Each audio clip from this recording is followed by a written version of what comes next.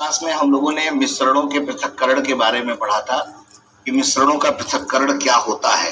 ठीक है, तो मिश्रणों के पृथक्करण में मैंने आपको सेंट्रीफ्यूगेशन के बारे में बताया था और एक होता है वाष्पीकरण। जैसे वाष्पीकरण का मतलब है, जैसे मान लीजिए कि कोई जल है और इसमें कुछ ऐसे अपशिष्ट पदार्थ भरे हुए हैं, तो जब हम इसे गर्म करेंगे तो इसका वाष्प निकलता है और इस वाष्प से निकले हुए जल को अगर हम इकट्ठा करते हैं तो ये जो शुद्ध जल हमें प्राप्त हो रहा है इस मिश्रित जल से, इस प्रक्रिया को ही वाष्पीकरण कहते हैं। ठीक है, ऊर्ध्वपातन आपको बता ही दिया गया था, अवसादन बता दिया गया था। क्रोमैटोग्राफी याद रखिएगा 2015 में 2015 या 2016 में एग्जैक्ट थोड़ा सा देख लेना, ये यूपीएससी का क्वेश्चन था। इसमें इसका मतलब क्या होता है कि जिस विधि के द्वारा रंगीन रसायनों के मिश्रण को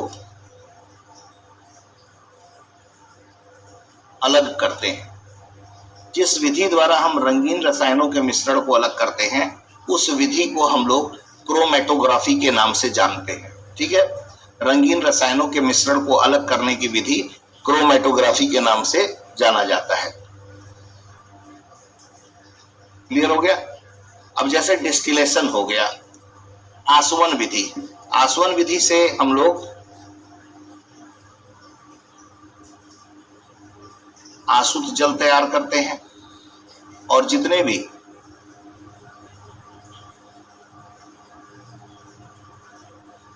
डिस्टिलरी के आइटम्स होते हैं, जैसे वाइन हो गया, विस्की हो गया, बियर हो गया, वो सब जो बनाया जाता है वो सब आसवन विधि के द्वारा ही तैयार किया जाता है और मिश्रणों को पृथक्करण किया जाता है। बहुत सारे मिश्रण मिले होते हैं ना पदार्थ बनाने के लिए, तो आसवन विधि का उपयोग करते हैं, गर्म करते हैं, गर्म करके उसके भाप को इकट्ठा करते हैं, भाप के पानी को अलग कर देते हैं, तो वो आसवन विधि के रूप में हम लोग जानते हैं।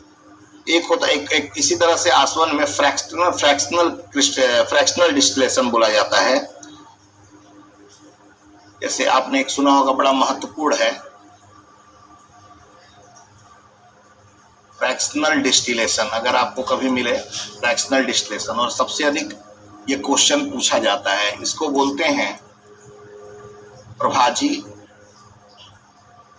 आसवन कहते हैं। कभी भी अगर इससे पूछा जाए कि प्रभाजी आसवन क्या है, तो याद रखिएगा, जैसे मान लीजिए कि ये कुआं है,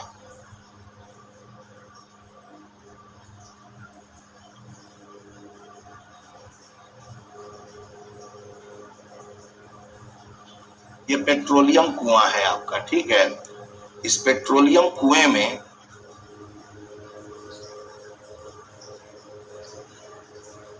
पेट्रोल, डीजल, केरोसिन तीनों पाया जाता है और इन तीनों के बेटा बॉइलिंग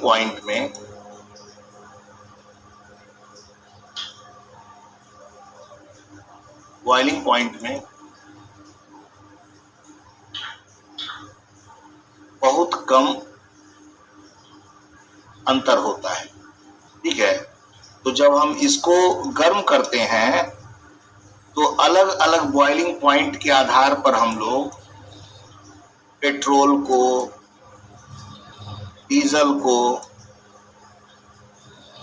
केरोसिन को अलग करते हैं। अगर कभी भी आपसे क्वेश्चन पूछ लिया गया कि पेट्रोलियम पदार्थों को पेट्रोलियम कुओं से अलग करने की विधि, पेट्रोलियम कुओं से पेट्रोलियम पदार्थों को अलग किया जाता है, तो किस मेथड के द्वारा किया जाता है, तो उस मेथड को हम लोग फ्रैक्शनल डिस्टिलेशन के नाम से जानते हैं। ठीक है, क्या जानते हैं? Fractional distillation. तो ये हमारे मिश्रणों के पृथक्करण का नियम बोला जाता है बेटा। ठीक है, आइए अब हम लोग इसके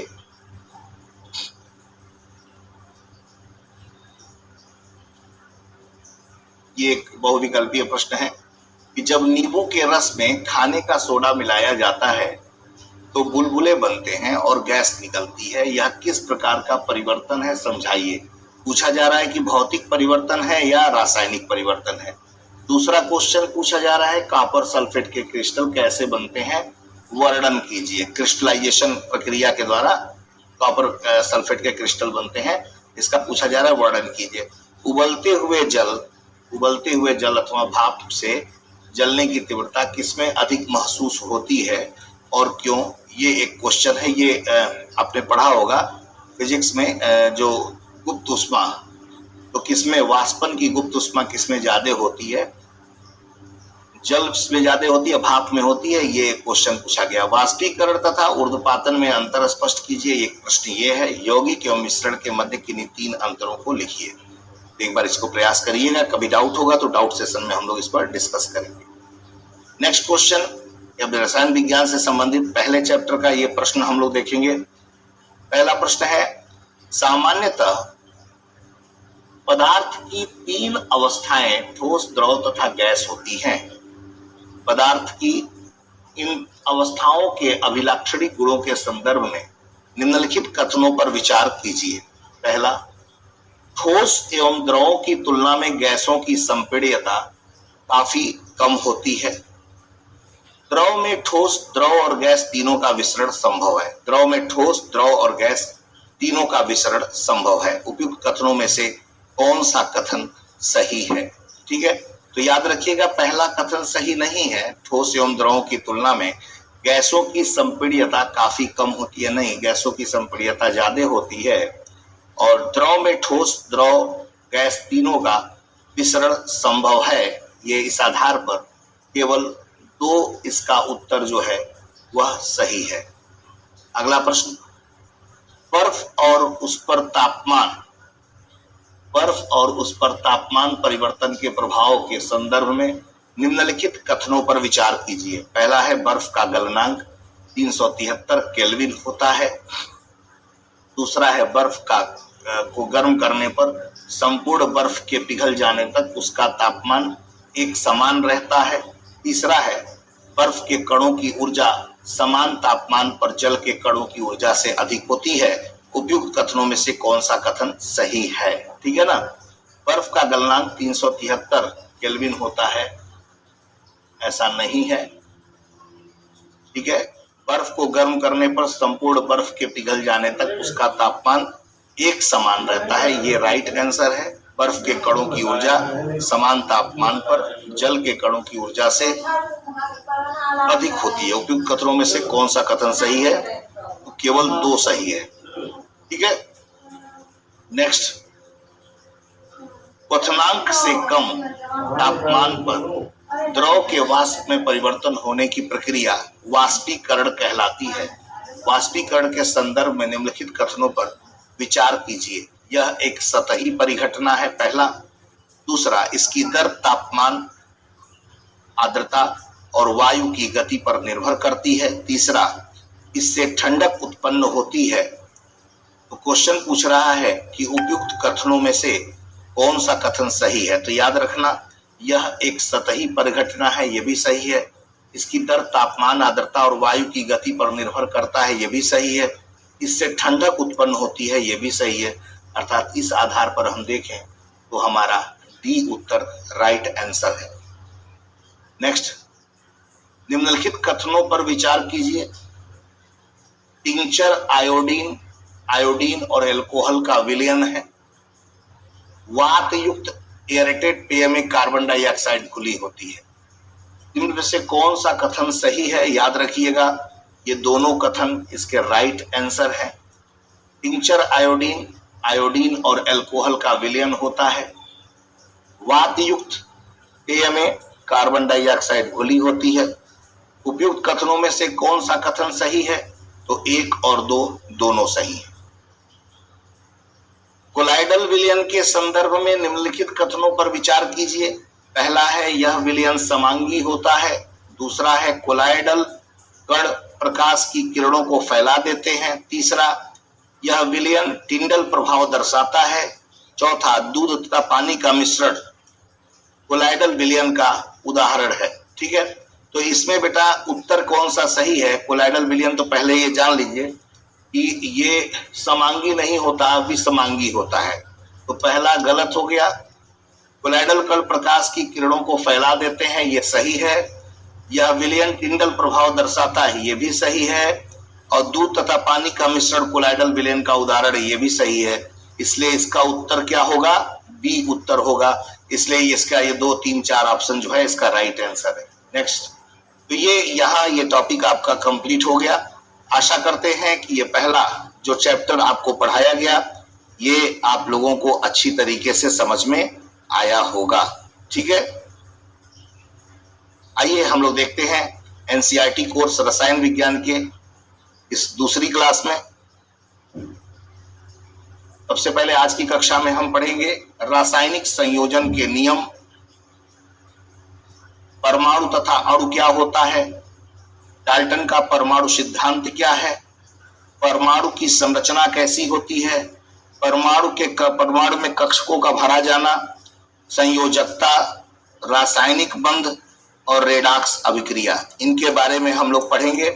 ये आज की क्लास में हम लोग पढ़ने वाले हैं। ठीक है, इसमें सबसे पहला टॉपिक है रासायनिक संयोजन के नियम। आइए हम देखते हैं कि ये टॉपिक कहाँ से लिया गया है। इस टॉपिक को इस एनसीईआरटी के कक्षा से लिया गया है। आप देख लें, ये एनसीईआरटी की कक्षाएं हैं। इन एनसीईआरटी की कक्षाओं से की बुक से लिया गया है। ठीक है, ये आप देख लीजिए।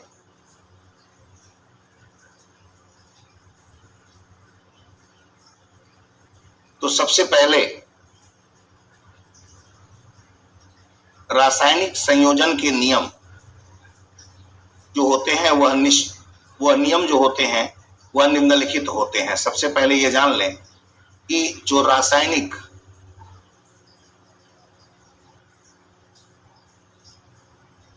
संयोजन का जो नियम होता है वह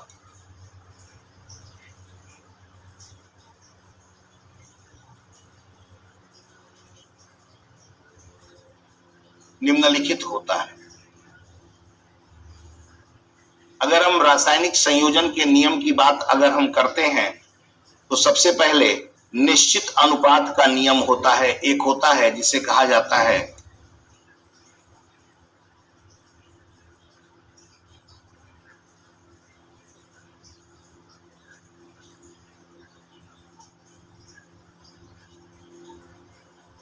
निश्चित अनुपात का नियम। इसको अगर हम इंग्लिश में देखें, निश्चित अनुपात के नियम को अंग्रेजी में देखें तो लॉ ऑफ डेफिनिट प्रोपोर्शन होता है। Law of definite proportion. ठीक है, इसका मतलब क्या होता है? निश्चित अनुपात के नियम का मतलब क्या होता है आप चाहे तो लिख सकते हैं, मैं बोल देता हूं आसान शब्दों में। एक रासायनिक यौगिक में तत्वों के बीच एक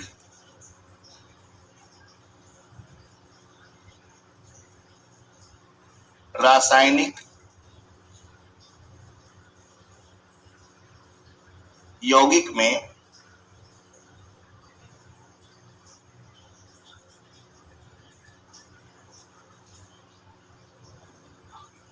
तत्वों के बीच एक रासायनिक यौगिक में तत्वों के बीच निश्चित अनुपात में जब संयोजन होता है,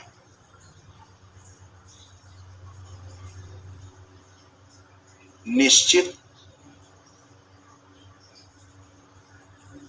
अनुपात में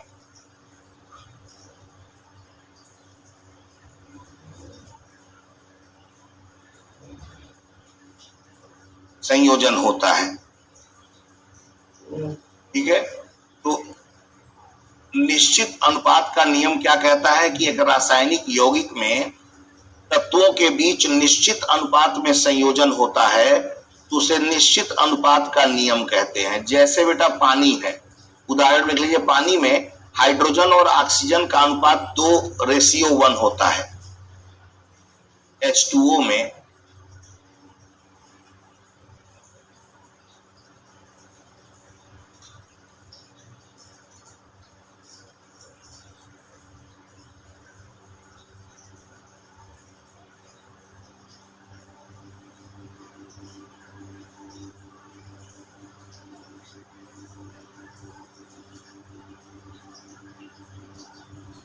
जल में हाइड्रोजन और ऑक्सीजन का जो अनुपात होता है वह कितना होता है? 2:1 होता है। इसका मतलब क्या है कि पानी में हाइड्रोजन और ऑक्सीजन के बीच निश्चित अनुपात में संयोजन होता है। यानी कि आप कह सकते हैं कि पानी में हाइड्रोजन और ऑक्सीजन के बीच निश्चित अनुपात में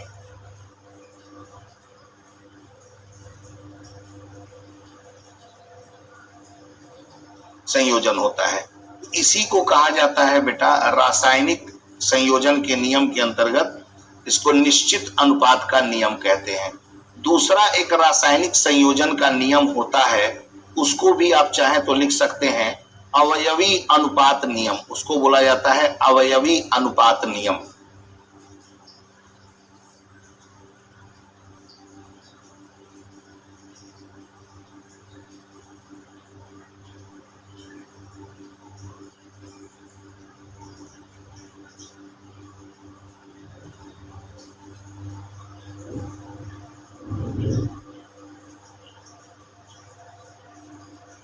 एक होता है अवयवी अनुपात नियम, इसको इंग्लिश में लॉ ऑफ मल्टीपल प्रोपोर्शन कहा जाता है। जब दो तत्व एक ही यौगिक बनाते हैं, जब दो तत्व एक ही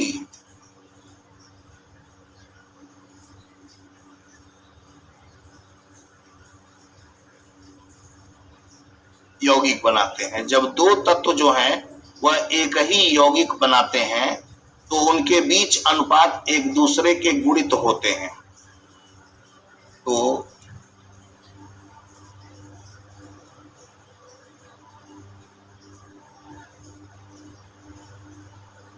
अनुपात एक दूसरे के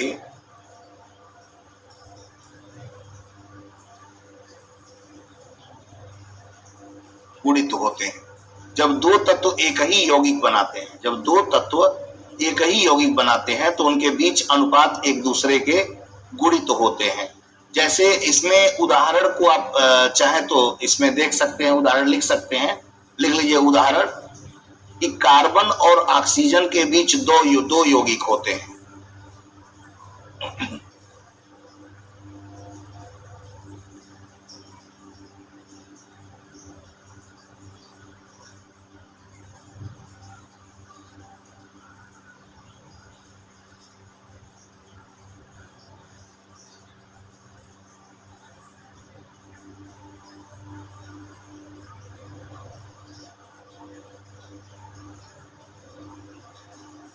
कार्बन और ऑक्सीजन के बीच जो है दो यौगिक होते हैं, ठीक है।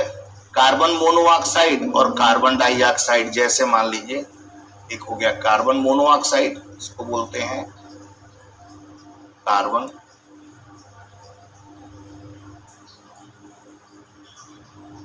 मोनोऑक्साइड, और ये होता है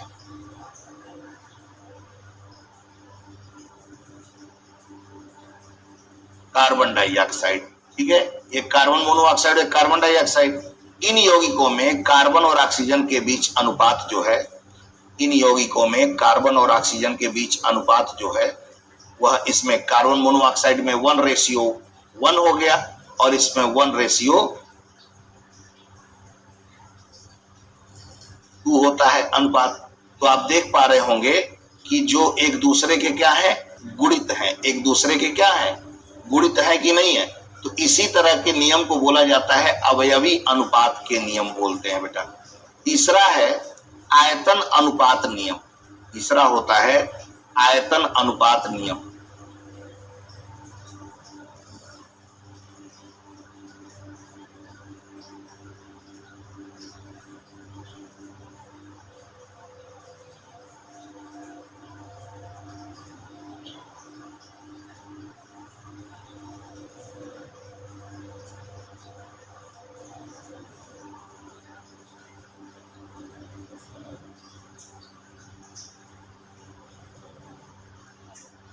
आयतन अनुपात नियम।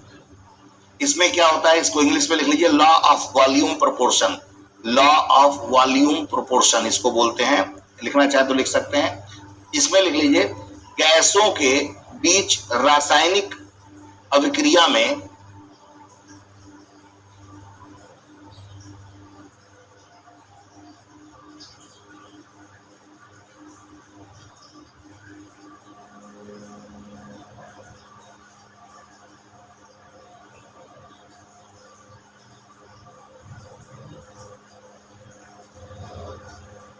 गैसों के बीच रासायनिक प्रतिक्रिया में आयतनों का अनुपात सरल संख्याओं का अनुपात होता है।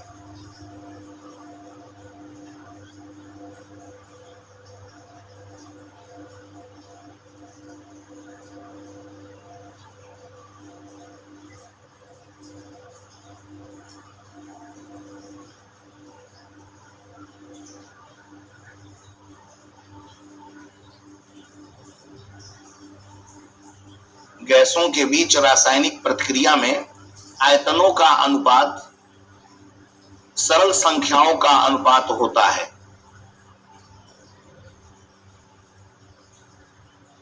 जैसे उदाहरण में लिख लीजिए, हाइड्रोजन और ऑक्सीजन के बीच प्रतिक्रिया में हाइड्रोजन का आयतन ऑक्सीजन के आयतन से दोगुने होते हैं। लिख लीजिए उदाहरण में, हाइड्रोजन और ऑक्सीजन के बीच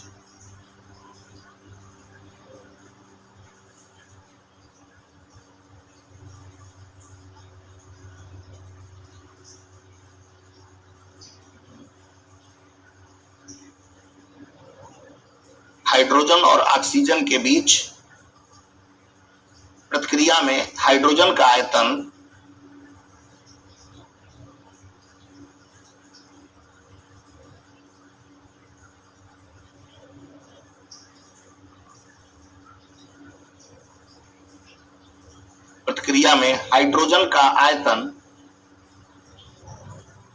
ऑक्सीजन के आयतन का दोगुना होता है।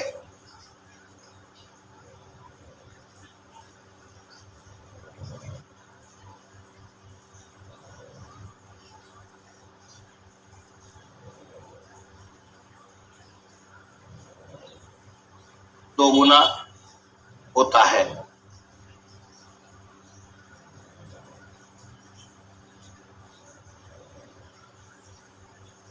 ठीक है, नोट डाउन कर लीजिए।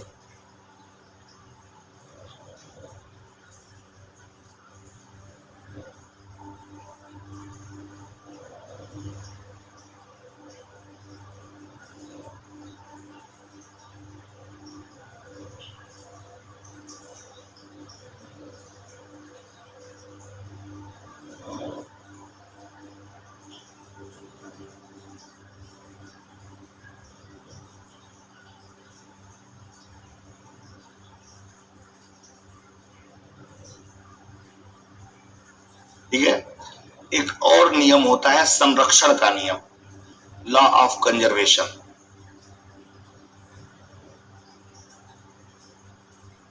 नेक्स्ट है संरक्षण का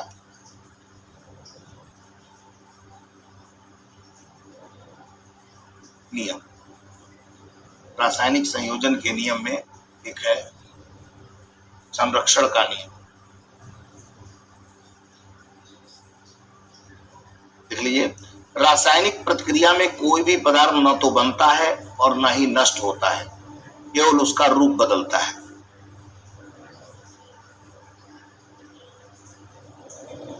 रासायनिक प्रतिक्रिया में न तो कोई पदार्थ बनता है और न ही नष्ट होता है, उसका केवल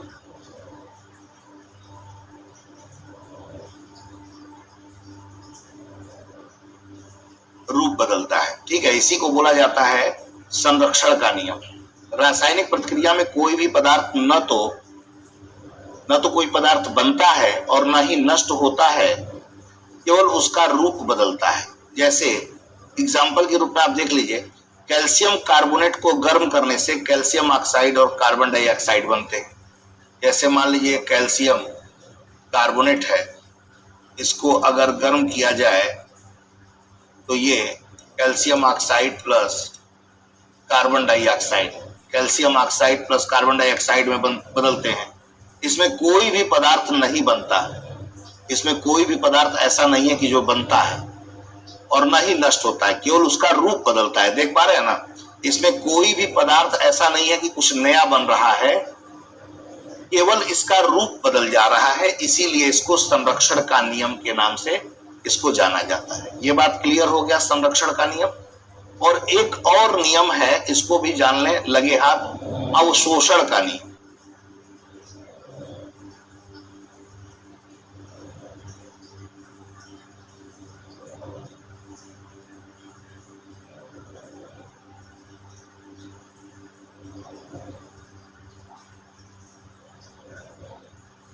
अवशोषण का नियम, अवशोषण का नियम लॉ ऑफ एब्जॉर्प्शन कहा जाता है। यानी एक गैस का अवशोषण उसके दबाव के सीधे अनुपात में होता है।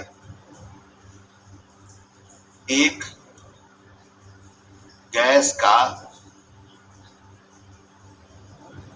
अवशोषण उसके दबाव के सीधे अनुपात में होता है। यह होता है अवशोषण का नियम। एक गैस का अवशोषण उसके दबाव के सीधे अनुपात में होता है। इसका मतलब हो गया, एक गैस का अवशोषण उसके दबाव के सीधे अनुपात में होता है। जैसे कि हाइड्रोजन गैस का अवशोषण उसके दबाव के सीधे अनुपात में होता है। हाइड्रोजन गैस का अवशोषण उसके दबाव के सीधे अनुपात में होता है। ये जो मैंने अभी आपको बताया, ये रासायनिक संयोजन के नियम के रूप में इन्हें हम लोग जानते हैं। ये रासायनिक संयोजन के नियम में निश्चित अनुपात का नियम हो गया उदाहरण सहित। दूसरा अवयवी अनुपात का नियम हो गया, आपको कई मैंने बता दिया। तीसरा है आपका आयतन अनुपात नियम हो गया। चौथा आपका संरक्षण का नियम हो गया। और पांचवा हो गया अवशोषण का नियम हो गया। यहां तक बात आपको क्लियर है बेटा एकदम? ठीक है।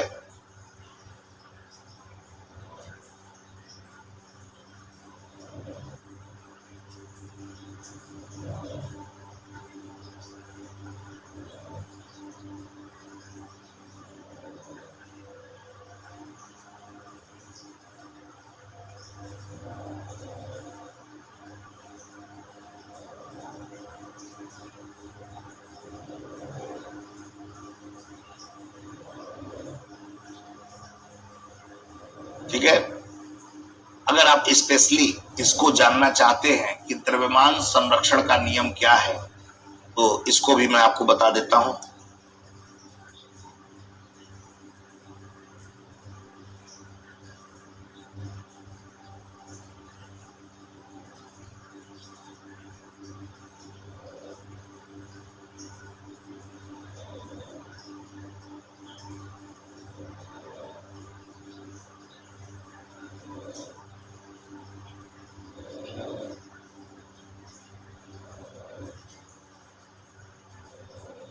द्रव्यमान संरक्षण का नियम, इसको नोट डाउन कर लें। द्रव्यमान संरक्षण का नियम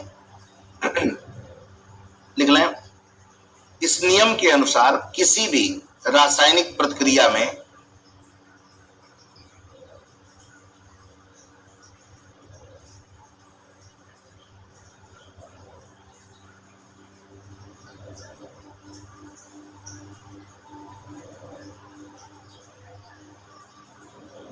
किसी भी रासायनिक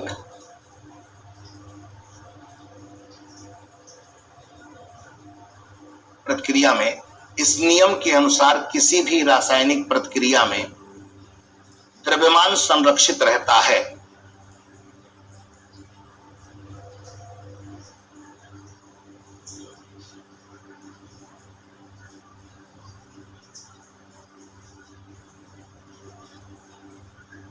द्रव्यमान संरक्षित रहता है।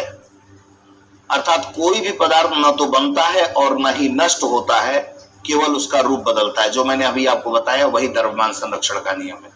किसी भी रासायनिक प्रतिक्रिया में प्रतिक्रिया करने वाले पदार्थों का द्रव्यमान बराबर होता है, याद रखना। इसको चाहो तो इसके आगे लिख सकते हो, लिख लो। इस नियम का अर्थ यह है कि, लिख लीजिए, इस नियम का अर्थ यह है कि, इस नियम का अर्थ यह है कि किसी भी रासायनिक प्रतिक्रिया में प्रतिक्रिया करने वाले पदार्थों, किसी भी रासायनिक प्रतिक्रिया में प्रतिक्रिया करने वाले पदार्थों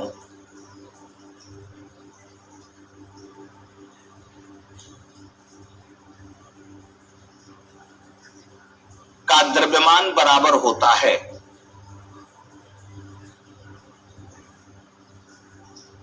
द्रव्यमान बराबर होता है उत्पादों के द्रव्यमान के बराबर, उत्पादों के द्रव्यमान के बराबर।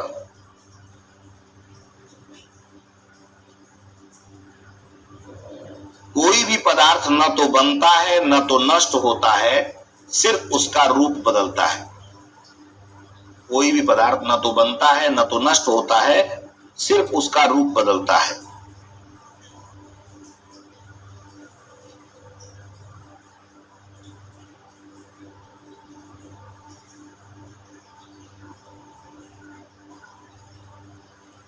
जैसे मान लीजिए कार्बन और ऑक्सीजन आपस में रिएक्शन करते हैं तो ये CO2 बनाते हैं ना, तो जितना द्रव्यमान इसका होगा इन दोनों का द्रव्यमान भी उतना ही होता है बेटा, बस केवल रूप बदलता है। ना तो ये नष्ट होते हैं ना तो ये निर्मित होते हैं। ये बात समझ में आ गया। दूसरा है, दूसरा जो आपका दिया हुआ है, दूसरे वाले को कहते हैं स्थिर अनुपात का नियम।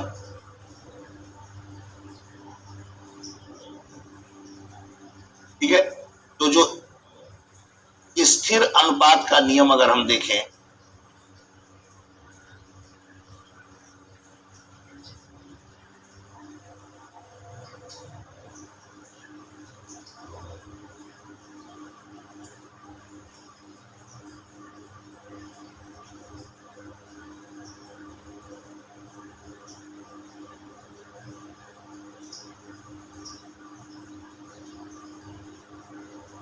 स्थिर अनुपात का नियम, इसमें क्या होता है, इसमें लिख लीजिए कि इसके अनुसार एक रासायनिक यौगिक में, इसके अनुसार एक रासायनिक यौगिक में तत्वों के बीच एक निश्चित अनुपात में संयोजन होता है। तत्वों के बीच एक निश्चित अनुपात में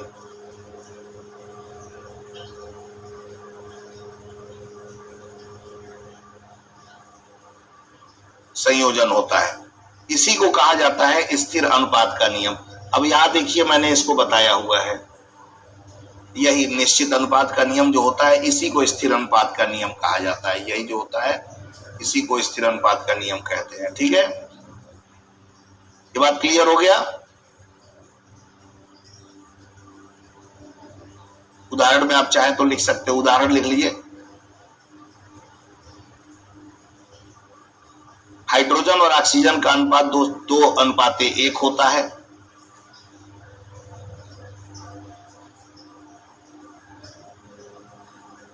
दो अनुपात 1 होता है। CO2 का 1:2 होता है।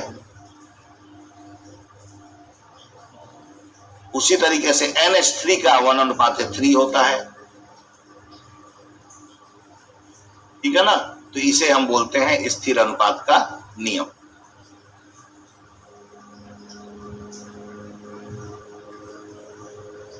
क्लियर हो गया। अब देखिए आपका अगला जो इसमें टॉपिक है वह है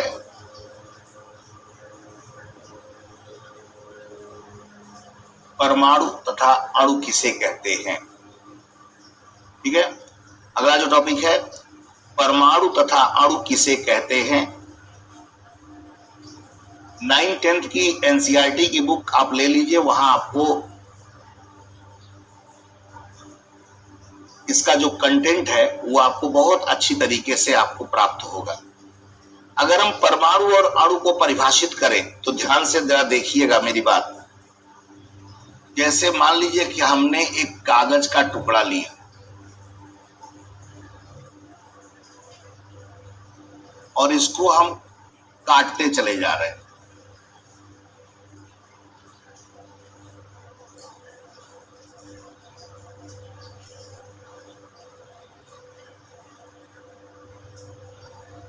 एक समय ऐसा आएगा कि अब इससे छोटा ये नहीं हो पाएगा, यानी कि किसी भी पदार्थ का वह सूक्ष्मतम कण जिससे उस पदार्थ का निर्माण हुआ है,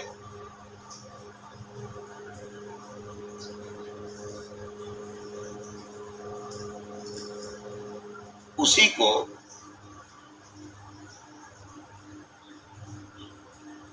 परमाणु कहा जाता है। पदार्थ का वह सूक्ष्मतम कण जिससे उस पदार्थ का निर्माण हुआ है, उसी को हम लोग एटम कहते हैं।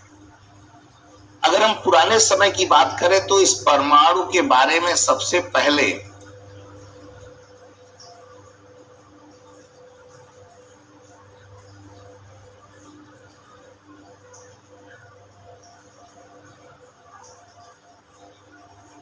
कणाद नामक एक ऋषि मुनि थे। इन कणाद नामक ऋषि मुनि ने सबसे पहले बताया था वैशेषिक दर्शन में, उनका एक दर्शन था वैशेषिक दर्शन, उसमें इन्होंने बताया था कि पूरे ब्रह्मांड का निर्माण एक सूक्ष्मतम कण से हुआ है जिसे हम लोग परमाणु कहते हैं। आई बात समझ में? तो परमाणु की परिभाषा इस आधार पर आप लिख सकते हैं, मैं बोल देता हूं, लिख लीजिए।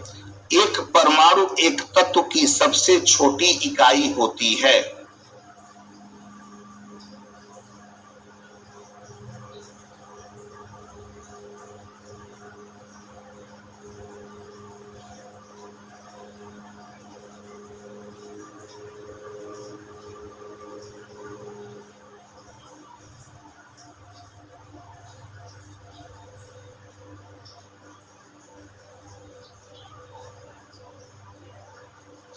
एक परमाणु एक तत्व की सबसे छोटी इकाई होती है जिसमें उस तत्व के सभी गुण होते हैं।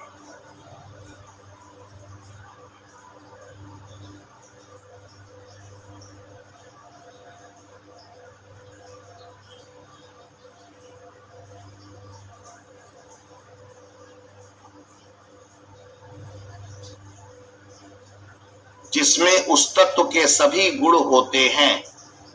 यह इतना छोटा होता है कि इसे नग्न आंखों से नहीं देखा जा सकता। यह इतना छोटा होता है कि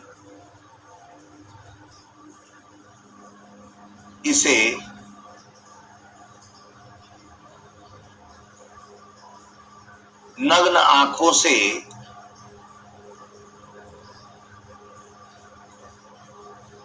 नहीं देखा जा सकता।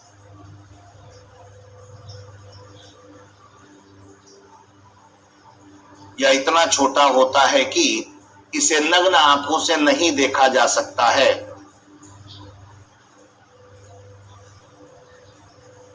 परमाणु के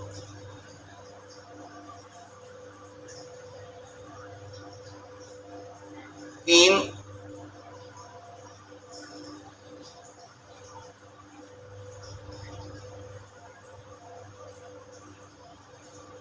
उप परमाणविक कण होते हैं। पहला प्रोटॉन, दूसरा न्यूट्रॉन, तीसरा इलेक्ट्रॉन। यानी आप कह सकते हैं कि कोई भी प्रोटॉन जो होता है वह 3 अवयव से मिलकर बना होता है। परमाणु के मध्य में प्रोटॉन और इलेक्ट्रॉन होते हैं और इनके चारों तरफ प्रोटॉन और न्यूट्रॉन होते हैं, उनके चारों तरफ कक्षाओं में इलेक्ट्रॉन पाया जाता है। यानी परमाणु का निर्माण प्रोटॉन, न्यूट्रॉन, इलेक्ट्रॉन से होता है। ये बात समझ में आ गया। उसी तरीके से अगर हम अणुओं की बात करें तो एक अणु दो या दो से अधिक परमाणुओं का संयोजन होता है।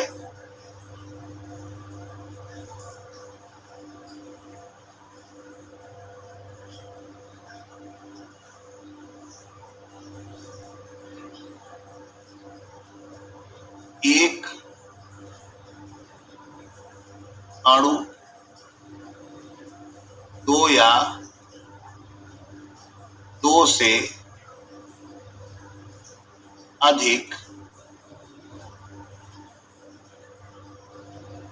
परमाणुओं का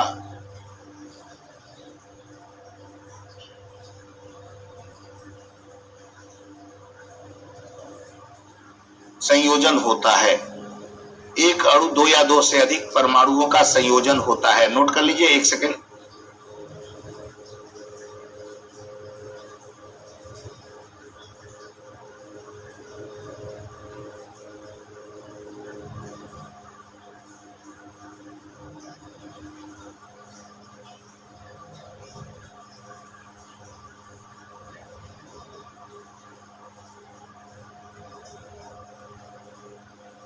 एक अणु दो या दो से अधिक परमाणुओं का संयोजन होता है जो रासायनिक बंधन द्वारा जुड़े होते हैं।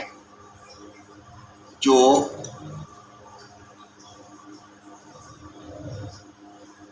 रासायनिक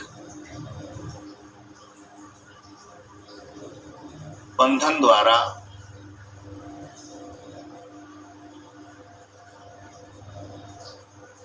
जुड़े होते हैं, जो रासायनिक बंधन द्वारा जुड़े होते हैं।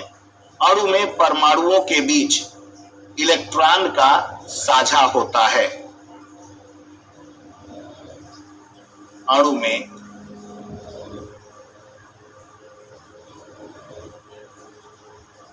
परमाणुओं के बीच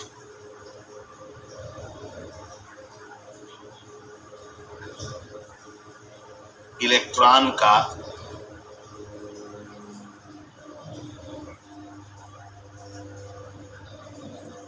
साझा होता है। अणु में परमाणुओं के बीच इलेक्ट्रॉन का साझा होता है जो उन्हें एक साथ रखता है, जो उन्हें एक साथ रखता है। तो ये बेटा डिफरेंस होता है परमाणु क्या है और अणु क्या है।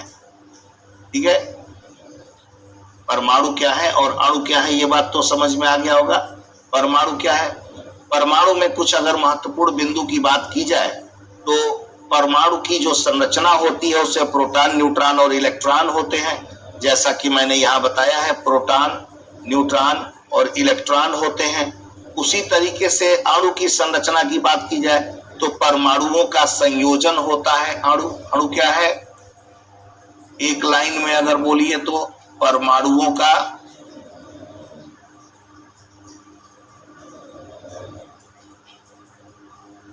संयोजन है। परमाणुओं के संयोजन को हम लोग अणु कहते हैं। परमाणुओं के संयोजन को हम लोग अणु कहते हैं। ठीक है,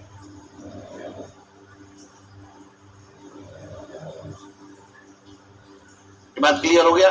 रासायनिक बंधन एक शब्द यहां आपको मिला है। परमाणुओं के बीच इलेक्ट्रॉनों का जो साझा होता है ना, ये जो रासायनिक बंधन का मतलब हो गया कि परमाणुओं के बीच इलेक्ट्रॉनों का जो ये साझा हो रहा है ना बेटा, इसी को हम लोग रासायनिक बंधन कहते हैं। कभी भी कोई पूछे कि रासायनिक बंधन क्या है तो याद रखना, परमाणुओं के बीच इलेक्ट्रॉनों का साझा होना, इसी को हम लोग रासायनिक बंधन के नाम से जानते हैं। ठीक है ना।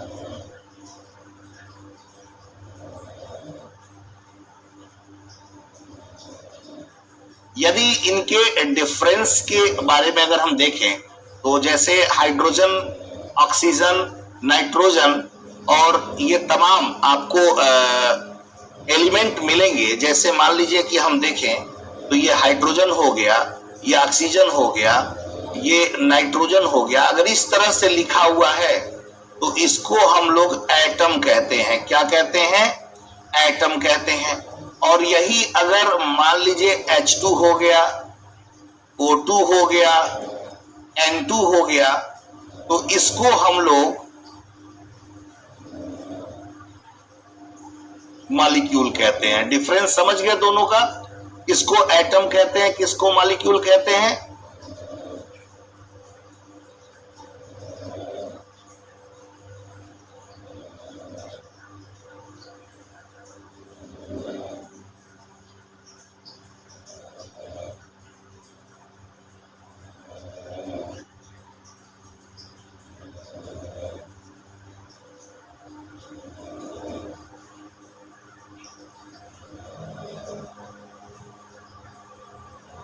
एक्चुअली विनीत जी, मेरे पास अभी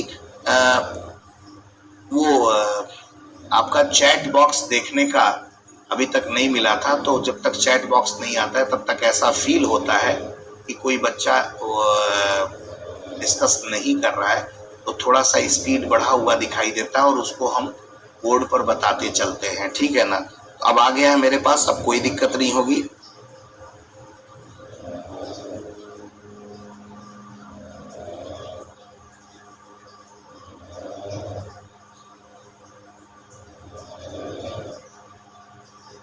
विनीत जी, केवल लिखवाने से, केवल बोल देने से काम नहीं चलेगा बेटा। बहुत सारे विद्यार्थी हैं जिनको हमको देखना होता है। आप हो सकता है कि थोड़े उस विषय की विशेषता को अच्छी तरीके से जानते हो, तो आप नहीं चाहते हैं कि हमको लिखी हुई चीजें मिले। सब कुछ पीपीटी में लिखा हुआ नहीं मिलता है, पीपीटी में उतना ही मिलता है जितनी जरूरत है। आप हमसे जब भी डाउट सेशन होगा विनीत जी, तो डाउट सेशन इसीलिए रखा जाता है कि आपको कहीं किसी भी तरह का 3.5 घंटे तक डाउट सेशन चलता है, और उसमें ईच एंड एवरी बच्चे का उत्तर मैं देता हूँ। प्रत्येक व्यक्ति, प्रत्येक विद्यार्थी का जो अंतिम विद्यार्थी रहता है तब तक हम उससे डिस्कस करते रहते हैं, और सारे बच्चे मुझे बहुत अप्रिसिएट करते हैं। उन लगभग सभी बच्चों को, 2-4 बच्चे, भाई वो अलग बात है कि अगर आपका बेसिक एकदम कमजोर है तो कोशिश करिए कि थोड़ा आप भी मेहनत करिए। तो कहीं किसी तरह का डाउट होगा, कैसे पढ़ाया जाता है ये तो नहीं आपको बताना है, डाउट होगा तो हमसे पूछ सकते हैं। जैसा कि स्पेशली मैं ये बात विनीत जी के लिए कह रहा हूँ। विनीत जी ध्यान से सुनिएगा बेटा, आप ध्यान से। यहाँ मैंने अभी आपको ये टॉपिक पढ़ाया है, ध्यान दीजिएगा, रासायनिक संयोजन के नियम। इसमें बताइए कि क्या ऐसी चीज है जिसको मैंने नहीं बताया है। निश्चित अनुपात का नियम, अगर ये बच्चा जो बेचारा गांव का बच्चा है, जो इसको नहीं कभी पढ़ा होगा या ईमानदारी से नहीं पढ़ा होगा, अगर वो नहीं लिखा हुआ पाएगा तो बाद में जानते हो इतना जल्दी आईएएस का रिजल्ट नहीं आता है। उसमें टाइम लगता है, मेहनत करना पड़ता है और रिवीजन करना पड़ता है। आपको क्या लग रहा है कि ऐसे ही बोल के मैं समझा के निकल जाऊंगा तो आपका काम चल जाएगा? नहीं बेटा, ध्यान से सुनिए, और इधर उधर की बातों से बेहतर है कि कॉन्सेप्ट पर ध्यान दिया जाए। एकदम स्पष्ट देखिए क्या लिखा है। एक रासायनिक यौगिक में तत्वों के बीच निश्चित अनुपात में संयोजन होता है। आप इंटर पास होंगे तो ये बात जरूर समझ रहे होंगे क्या लिखा है, तत्वों के एक निश्चित अनुपात। फिर भी ये डेफिनेशन है, तो उदाहरण से समझाया गया है कि हाइड्रोजन और ऑक्सीजन 2 तत्व हैं। हाइड्रोजन ऑक्सीजन का अनुपात 2:1 है। देखिए है कि नहीं, हाइड्रोजन 2 है और ऑक्सीजन 1 है। इस तरह के नियम को निश्चित अनुपात का नियम कहा जाता है। उसी तरीके से सारे नियम को मैंने एकदम जैसे हूबहू वैसे ही जैसे समझाया जाता है वैसे लिख दिया हूँ, ताकि उन बच्चों को दिक्कत ना हो जिन बच्चों को इन विषयों में बहुत समस्याएं होती हैं।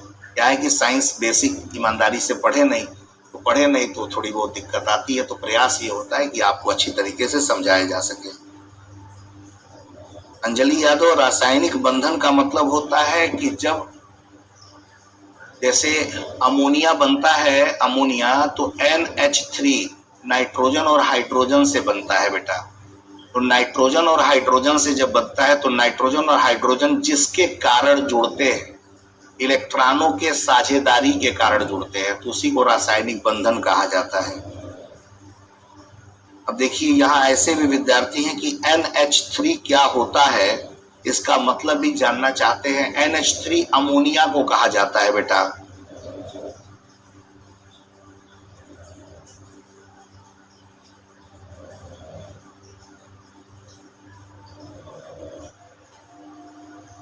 जी,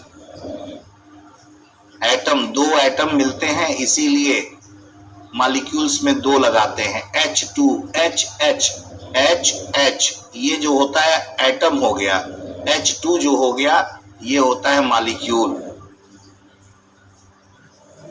रितु अट्री जी आप सुन लीजिए अणु के बारे में, आप ही के बारे में बता रहा हूं। एटम जो होता है अलग अलग होता है बेटा। ऑक्सीजन ऑक्सीजन ऑक्सीजन उसको O से लिखते हैं, नाइट्रोजन को N से लिखते हैं, ठीक है, फास्फोरस को P से लिखते हैं। तो जब हम ऑक्सीजन और ऑक्सीजन जोड़ दिए या CO2 जोड़ दिए तो इस तरह के जो, जैसे ऑक्सीजन ऑक्सीजन हो गया तो ये अणु हो गया, नाइट्रोजन नाइट्रोजन हो गया तो ये अणु हो गया बेटा।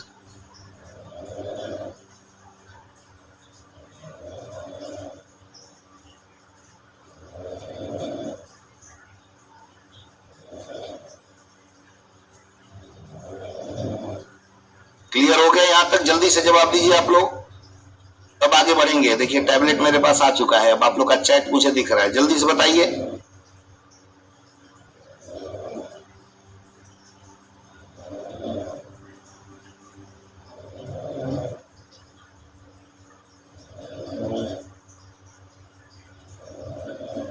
योगिता मुझे मालूम है बेटा, थैंक यू बेटा योगिता।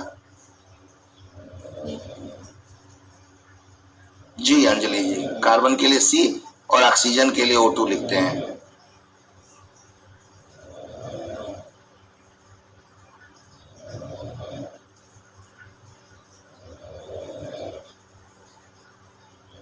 ये हो गया, ये परमाणु के बारे में आपको बताया गया। परमाणु एक तत्व की सबसे छोटी इकाई होती है जिसमें उस तत्व के सभी गुण होते हैं।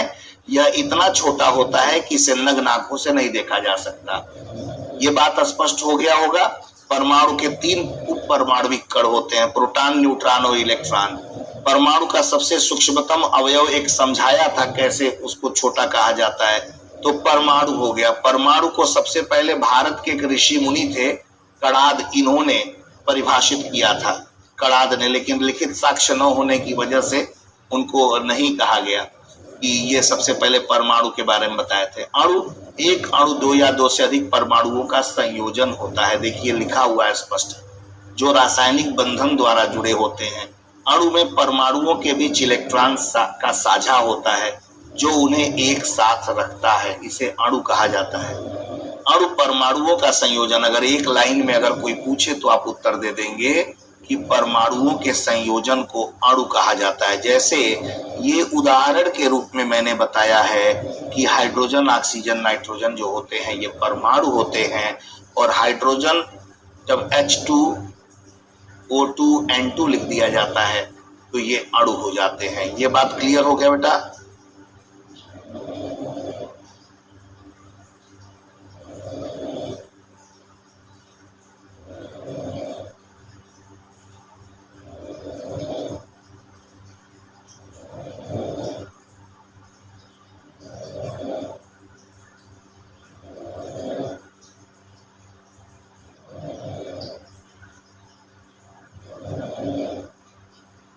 धन्यवाद अविनाश जी, धन्यवाद। क्लियर हो गया ना? नहीं, देखिए 10th और 12th में अगर आप पढ़े नहीं हैं और आज क्लियर हो गया तो ये बहुत अच्छी बात है बेटा। वात युक्त का मतलब होता है वायु युक्त, वायु पाया जाए, इतनी बार वायु पाया जाए।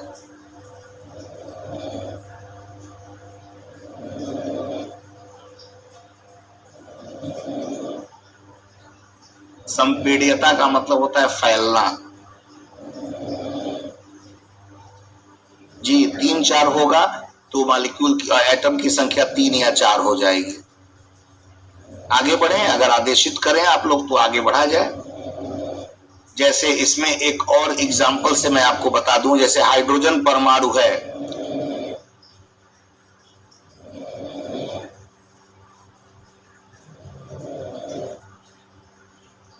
जैसे हाइड्रोजन परमाणु है तो उसमें एक प्रोटॉन और एक इलेक्ट्रॉन होता है। एग्जाम्पल के रूप में देख लो, जैसे एग्जाम्पल के रूप में जैसे हाइड्रोजन परमाणु, ठीक है, इस हाइड्रोजन परमाणु में एक जो ये हाइड्रोजन जो परमाणु होता है इसमें एक प्रोटॉन और एक इलेक्ट्रॉन होता है।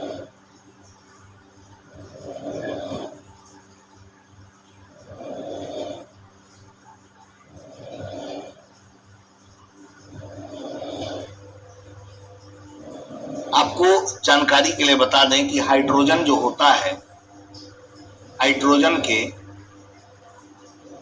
3 समस्थानिक होते हैं। समस्थानिक का मतलब होता है कि जिस तत्व का परमाणु क्रमांक समान होता है और द्रव्यमान संख्या अलग अलग होती है। जैसे एक 1H1 हो गया, 1H2 हो गया, 1H3, इसका नाम है प्रोटियम, ड्यूटेरियम, ट्राइटियम। यहां मैंने ये क्यों बताया है, इसके पीछे कारण समझो। कई बार एक क्वेश्चन पूछा गया है कि वह कौन सा ऐसा तत्व है जिसमें न्यूट्रॉनों की संख्या 0 होती है। तो याद रखना, एकमात्र हाइड्रोजन एकमात्र तत्व है जिसमें न्यूट्रॉनों की संख्या 0 होती है। न्यूट्रॉन 0 होता है, इसमें न्यूट्रॉन नहीं पाया जाता, क्योंकि हमेशा द्रव्यमान संख्या में से, देखो ऊपर जो लिखा है वो द्रव्यमान संख्या है, नीचे जो लिखा है उसको परमाणु क्रमांक कहा जाता है। द्रव्यमान संख्या में से अगर परमाणु क्रमांक घटाएंगे तो न्यूट्रॉनों की संख्या निकलती है। तो ये क्वेश्चन बहुत बार पूछा गया है कि वह कौन सा ऐसा तत्व है जिसमें न्यूट्रॉनों की संख्या 0 होती है। तो याद रखिएगा, हाइड्रोजन एक ऐसा तत्व है जिसमें न्यूट्रॉनों की संख्या 0 होती है।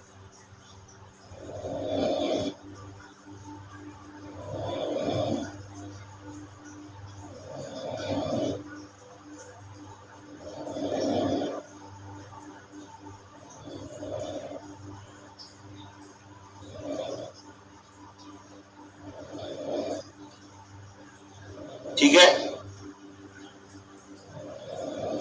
अब जैसे कार्बन की बात की जाए,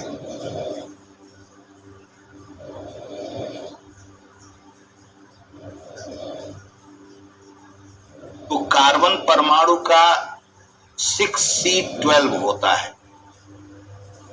तो अगर इसमें पूछा जाए कि इसमें प्रोटॉनों की संख्या कितनी है, इसमें इलेक्ट्रॉनों की संख्या कितनी है, इसमें न्यूट्रॉनों की संख्या कितनी है, तो याद रखिएगा प्रोटॉन की संख्या भी 6 होती है, इलेक्ट्रॉन की संख्या 6 होती है और न्यूट्रॉन की संख्या भी इसमें 6 होती है। ठीक है, 6 प्रोटॉन, 6 न्यूट्रॉन और 6 इलेक्ट्रॉन होता है। ठीक है, क्यों? क्योंकि परमाणु क्रमांक जो होता है वह हमेशा प्रोटॉनों की संख्या के बराबर होता है। ये परमाणु क्रमांक बराबर होता है प्रोटॉनों की संख्या, और अगर तत्व उदासीन है तो इलेक्ट्रॉनों की संख्या प्रोटॉनों की संख्या बराबर इलेक्ट्रॉनों की संख्या हो जाएगा। तो ये परमाणु क्रमांक होता है, जितना परमाणु क्रमांक लिखा रहेगा वो एकदम याद रखिएगा वो प्रोटॉनों की संख्या होती है। तो प्रोटॉन 6 हो गया, इलेक्ट्रॉन भी 6 हो गया, न्यूट्रॉन 12 में से 6 घटाओगे तो कितना हो जाएगा? 6 हो जाएगा। तो इस तरह से कार्बन परमाणु में प्रोटॉन, न्यूट्रॉन और इलेक्ट्रॉन की संख्या कितनी हुई? 6, 6 और 6 हो गया। उसी तरीके से ऑक्सीजन परमाणु में 8 प्रोटॉन, 8 न्यूट्रॉन और 8 इलेक्ट्रॉन होता है।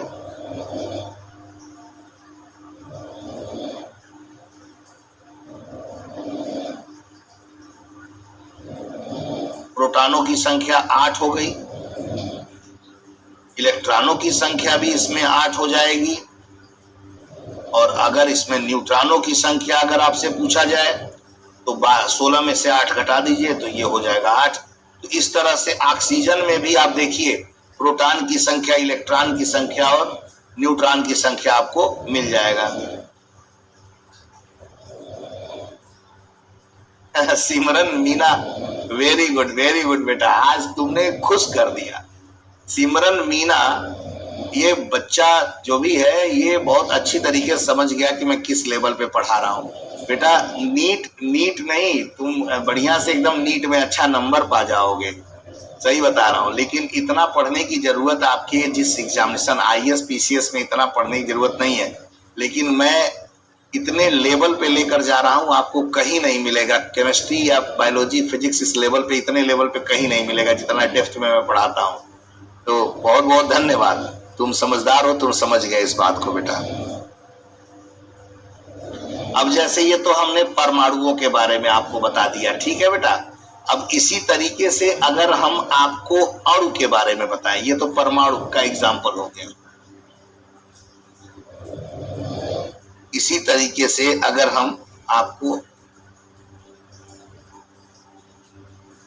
अणु के उदाहरण के रूप में अगर देखें तो जैसे हाइड्रोजन गैस है, जैसे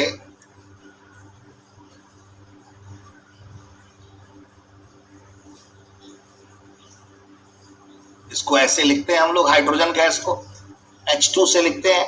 तो इसमें 2 हाइड्रोजन परमाणु होते हैं जो एक दूसरे से जुड़े होते हैं। इसमें क्या हो गया, 2 हाइड्रोजन परमाणु जो एक दूसरे से जुड़े होते हैं। आई बात समझ में? तो 2 हाइड्रोजन परमाणु होते हैं। अब ये बात हमें लिखना इसलिए पड़ता है कि मैं अभी तो आपको बता दूं कि हाइड्रोजन है H2 से लिखते हैं और 2 हाइड्रोजन परमाणु एक दूसरे से जुड़े होते हैं, तो ये अणु हो गया। तो ये बोल तो दिया, तो सुन तो लिया आपने, लेकिन बोर्ड पर लिखा रहेगा तो अपनी कॉपी में आप लिख लेंगे, तो आगे जब रिवीजन करेंगे क्लास के बाद तो आपको सारी बातें याद आती जाएंगी, ठीक है। अब जैसे पानी है, H2O है, एक और उदाहरण ले लो। जैसे पानी है, पानी को हम लोग कैसे लिखते हैं, H2O से लिखते हैं। ये H2O है। अब H2O में 2 हाइड्रोजन परमाणु और 1 ऑक्सीजन परमाणु होते हैं। देखिए H2O में क्या हो गया, 2 हाइड्रोजन परमाणु हो गया और 1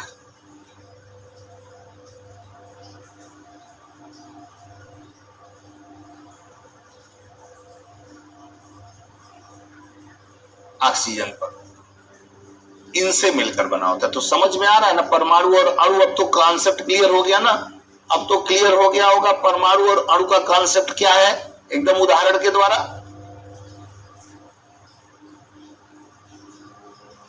जैसे अगर मान लीजिए यही अगर हम कार्बन डाइऑक्साइड अगर लिखते हैं CO2, इसमें कितने परमाणु कार्बन के, कितने परमाणु ऑक्सीजन के होंगे, जल्दी बताइए। 1 परमाणु कार्बन के और 2 परमाणु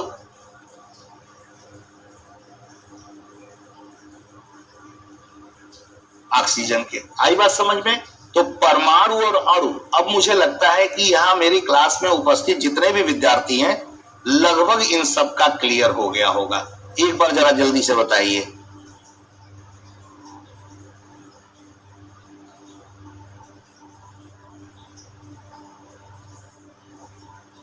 कोई बात नहीं ऋतु, आ जाएगा।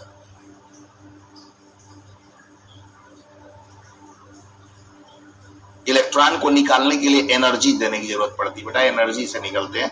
वो सब संयोजकता पढ़ाते वक्त आपको बताया जाएगा,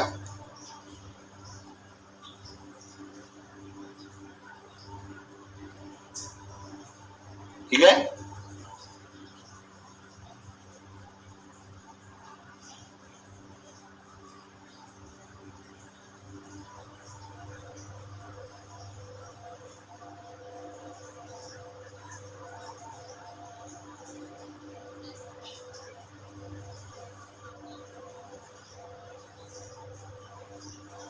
जल्दी बताइए, सबका क्लियर हो गया ना अब?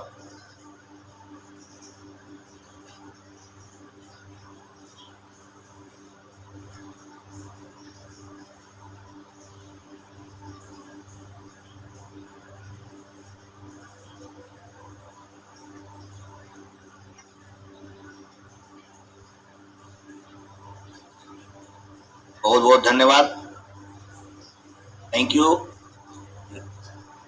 निर्मा कुमावत जी, नीलेश जी, देवेंद्र जी, बहुत बहुत धन्यवाद आप लोगों को।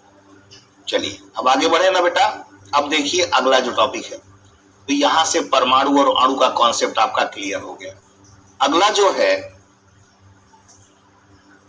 डाल्टन का परमाणु सिद्धांत है। डाल्टन का परमाणु सिद्धांत है बेटा, ठीक है।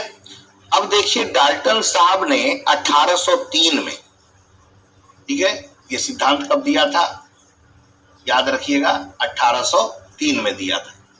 डाल्टन ने परमाणु का सिद्धांत प्रस्तुत किया था 1803 ईस्वी में दिया था। इसमें पहला पॉइंट क्या लिखा, क्या बोला था कि तत्वों के परमाणु, डाल्टन के अनुसार क्या लिखा, क्या कहा गया कि तत्वों के परमाणु सबसे छोटे कण होते हैं।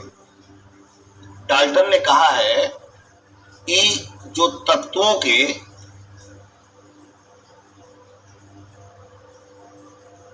परमाणु सबसे छोटे कण होते हैं। ये बात तो आपको पता ही है कि जो तत्वों के परमाणु होते हैं यह सबसे छोटे कण होते हैं। तत्वों के परमाणु जो उस तत्व के सभी गुणों को प्रदर्शित करते हैं। अब तत्वों के जो परमाणु हैं सबसे छोटे कण होते हैं जो उस तत्व के सभी गुणों को प्रदर्शित करते हैं, जो उस तत्व के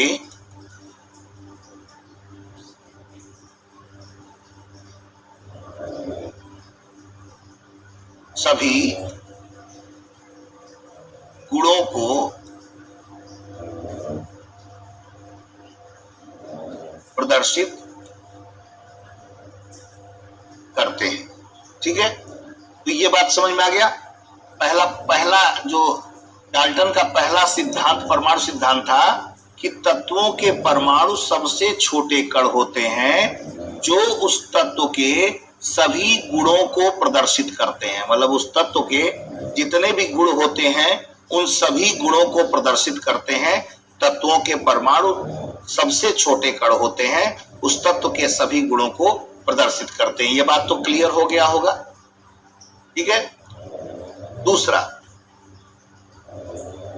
दूसरा इन्होंने कहा, एक बात याद रखिएगा, डाल्टन ने कहा कि परमाणु जो होते हैं अविभाज्य होते हैं, अर्थात इन्हें विभाजित नहीं किया जा सकता। इन्होंने कहा परमाणु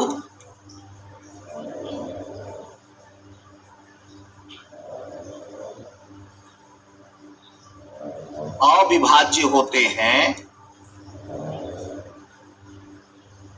अर्थात इन्हें विभाजित नहीं किया जा सकता।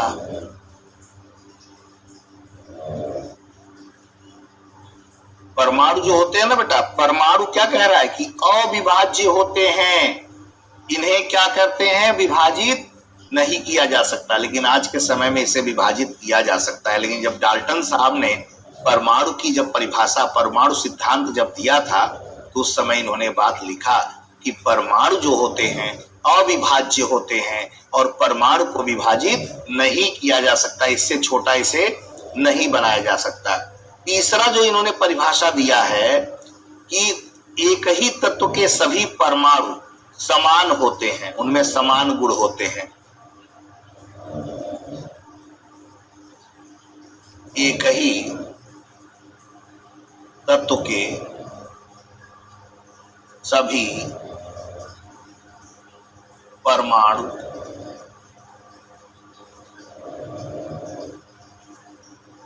समान होते हैं, उनमें समान गुण होते हैं।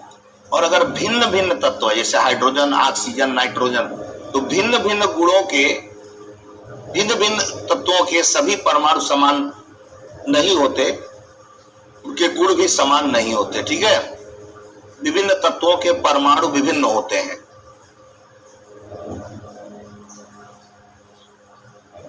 विभिन्न तत्वों के परमाणु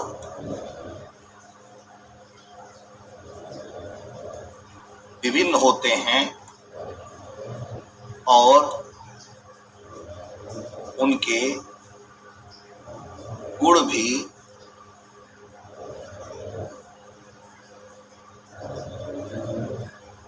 भिन्न होते हैं। विभिन्न तत्वों के परमाणु विभिन्न होते हैं और उनके गुण भी क्या होते हैं? भिन्न होते हैं। बात समझ में आ गया? समान तत्व के परमाणु समान होंगे, गुण समान होगा। भाई हाइड्रोजन है तो उसका जैसे हाइड्रोजन ऑक्सीजन समान तत्व है तो समान गुण होगा, लेकिन अलग अलग तत्वों के अलग अलग गुण होते हैं, अलग अलग उनके क्या कहते हैं परमाणु जो होते हैं अगर अलग अलग हैं तत्वों के तो उनके गुण भी अलग अलग होंगे। ठीक है, रासायनिक अभिक्रिया परमाणुओं के संयोजन या वियोजन के कारण ही होती है।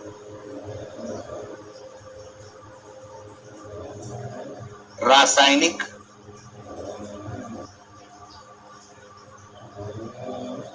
अभिक्रिया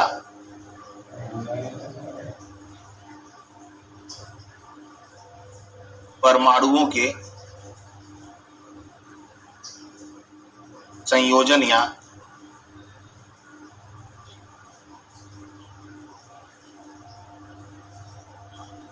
वियोजन के कारण होती है, यानी कि परमाणु जुड़ने से या परमाणु के टूटने से।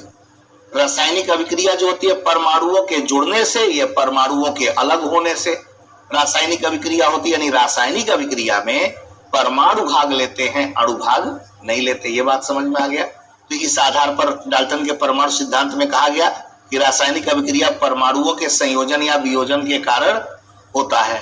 ठीक है, नेक्स्ट,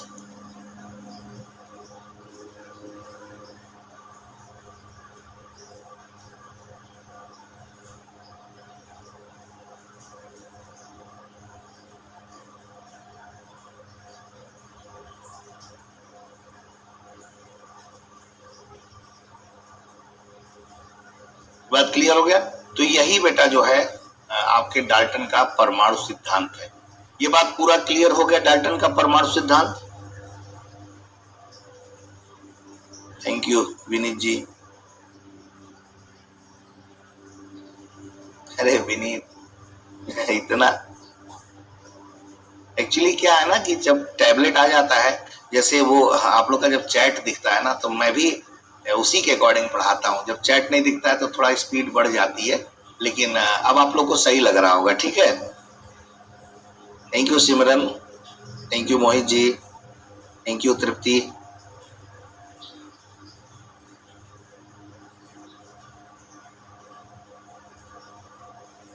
हार्डी दुबे जी, नहीं कोशिश ऐसा ही रहता है जिसको कुछ भी ना है वो भी सीख जाए बेटा, यही प्रयास रहता है।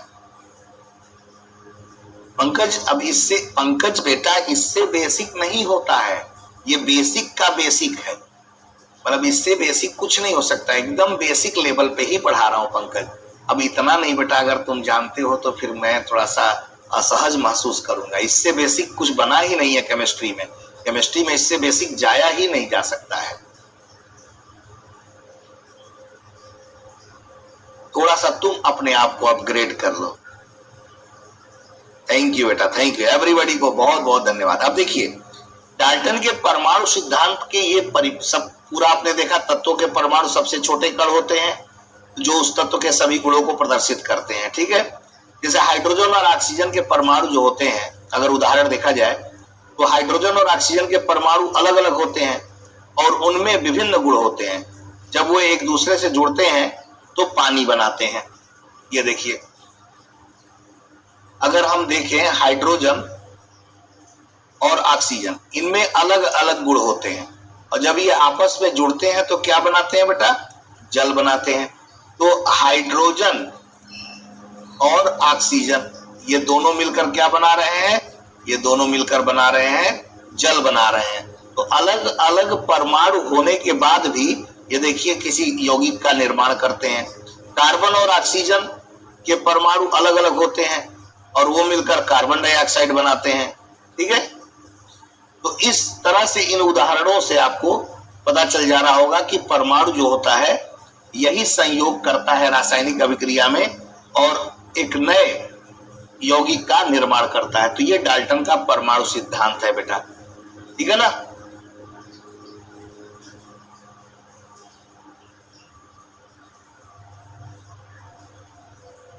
आगे बढ़ते हैं।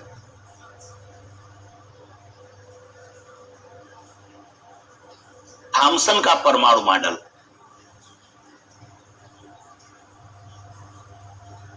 देखो, सबसे पहले एक साइंटिस्ट आए जिनका नाम है जे थॉमसन।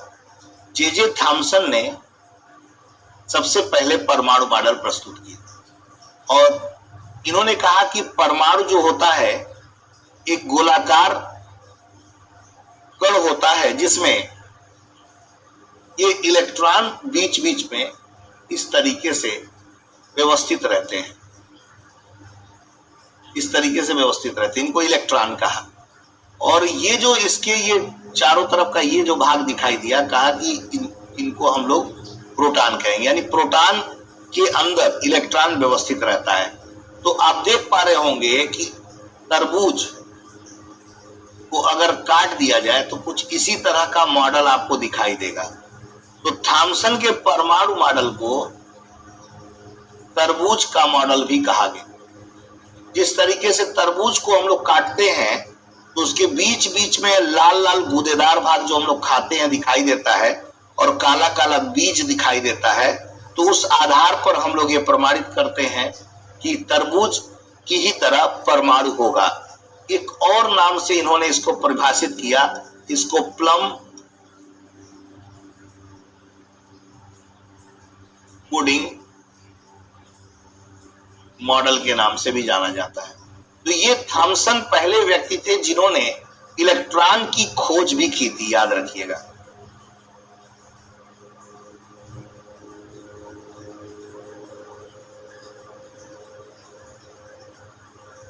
थॉमसन ने ही पहली बार इलेक्ट्रॉन की खोज किया था बेटा, ठीक है।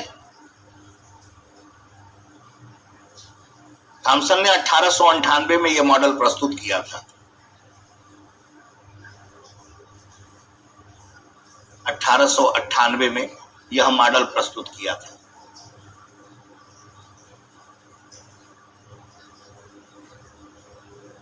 इन्होंने कहा था कि परमाणु जो है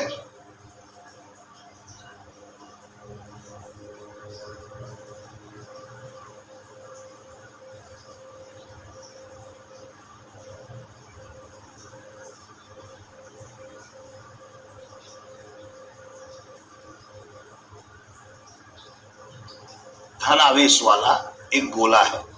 इन्होंने कहा था कि परमाणु को एक धनावेशित आवेश वाले गोले के रूप में इन्होंने कल्पना की, जिसमें इलेक्ट्रॉन नकारात्मक यानी निगेटिव आवेश वाले कण होते हैं जो गोले के अंदर व्यवस्थित रहते हैं।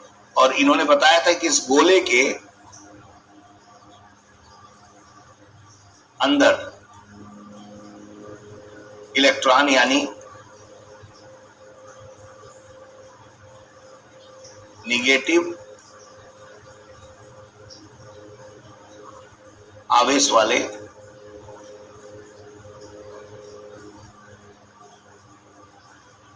कण होते हैं। परमाणु एक धनावेश वाला गोला है और उस गोले के अंदर इलेक्ट्रॉन निगेटिव आवेश वाले कण होते हैं, ऐसा इन्होंने बताया था। थॉमसन के परमाणु मॉडल की विशेषता क्या थी, इसको जान लीजिए।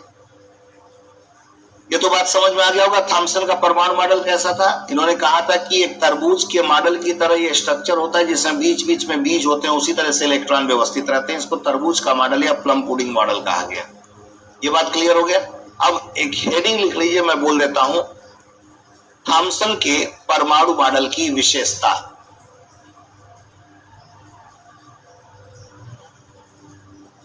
थॉमसन के परमाणु मॉडल की विशेषता लिख लीजिए पहला पॉइंट।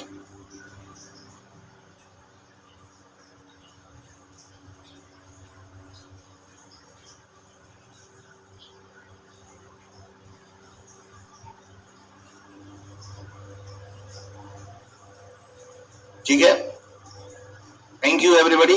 लिख लीजिए थॉमसन के परमाणु मॉडल की विशेषता। पहला पॉइंट, थॉमसन ने परमाणु को एक पॉजिटिव आवेश वाले गोले के रूप में कल्पना की थी। थॉमसन ने परमाणु को एक धन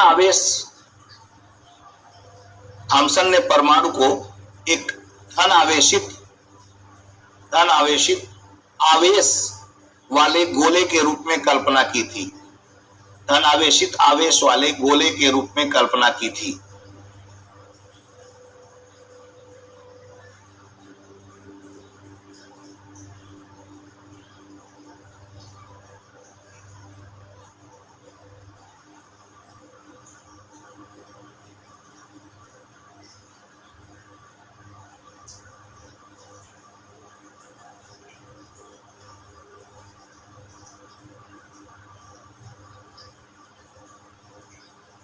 धन आवेशित आवेश वाले गोले के रूप में कल्पना की थी।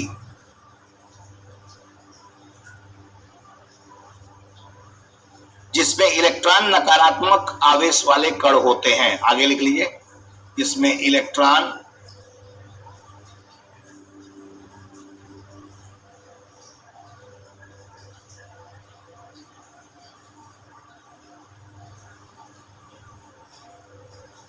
निगेटिव आवेश वाले कण होते हैं।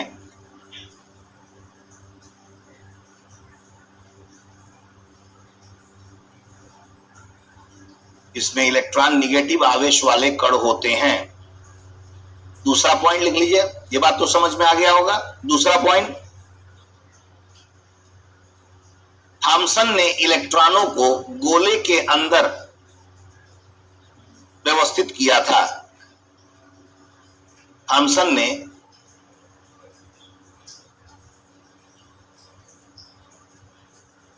इलेक्ट्रॉनों को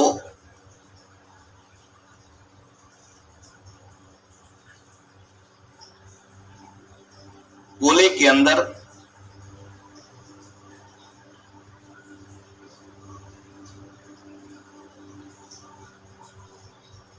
व्यवस्थित किया था। थॉमसन ने इलेक्ट्रॉनों को गोले के अंदर व्यवस्थित किया था। तीसरा पॉइंट,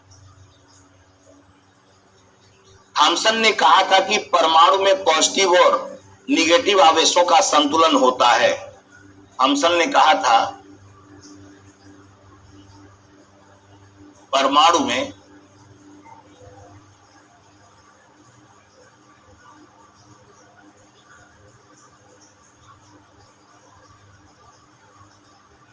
पॉजिटिव और निगेटिव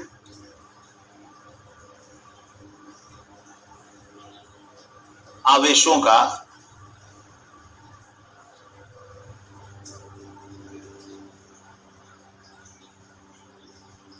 संतुलन होता है। थॉमसन ने कहा था कि परमाणु में पॉजिटिव और निगेटिव आवेशों का संतुलन होता है। जिससे परमाणु तटस्थ रहता है।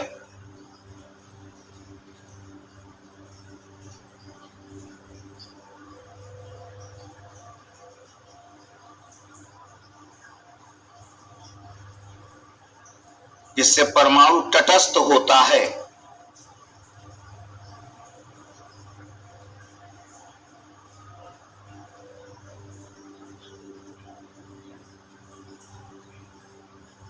ठीक है, ये बात समझ में आ गया कि परमाणु, थॉमसन ने क्या क्या बोला था। थॉमसन ने कहा था कि परमाणु एक धनावेश वाला गोला होता है। इनमें इलेक्ट्रॉन निगेटिव आवेश वाले कण होते हैं। इलेक्ट्रॉन गोले के अंदर होते हैं परमाणु में पॉजिटिव और नेगेटिव आवेशों का संतुलन होता है और परमाणु तटस्थ होता है। ठीक है, तो इनमें इनके परमाणु मॉडल में बहुत सारी कमियां सामने आई और इन कमियों को दूर करने के लिए रदरफोर्ड ने एक परमाणु मॉडल दिया। तो इन कमियों को दूर करने के लिए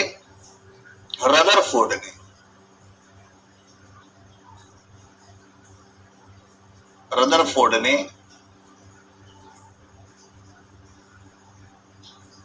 थॉमसन के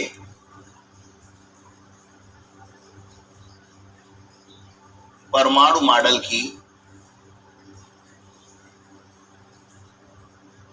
कमियों को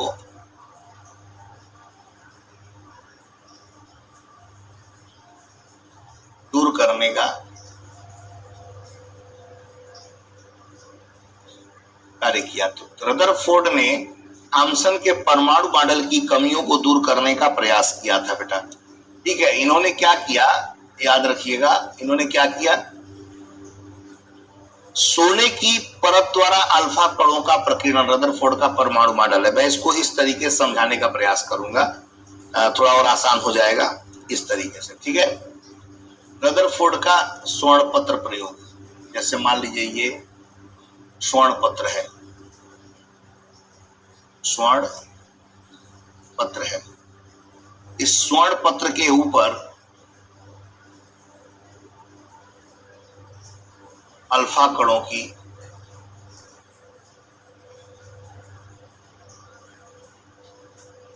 बमबारी कराई गई। जब अल्फा कणों की बमबारी कराई गई तो देखा गया कि कुछ कण जो हैं ऐसे सीधे निकल गए और इसके इस तरफ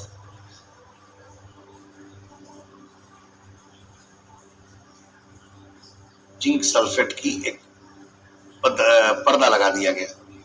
देखा गया कुछ किरणें जो हैं सीधे निकल गई, फिर देखा गया कि कुछ किरणें यहां टकराई और ऐसे निकल गई, फिर कुछ किरणें यहां टकराई और ऐसे निकल गई,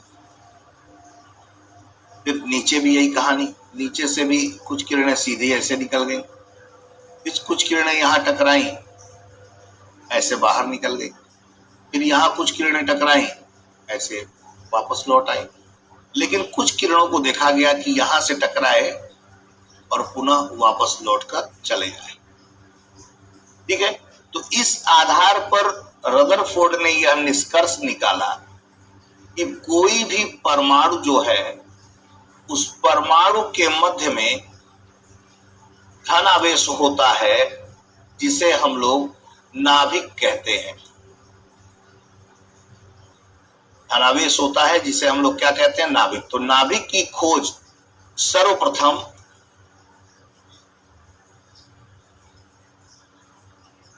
रदरफोर्ड ने किया था। तो ये है रदरफोर्ड का स्वर्ण पत्र प्रयोग। रदरफोर्ड का स्वर्ण पत्र प्रयोग इसे ही कहा जाता है, रदरफोर्ड का स्वर्ण पत्र प्रयोग।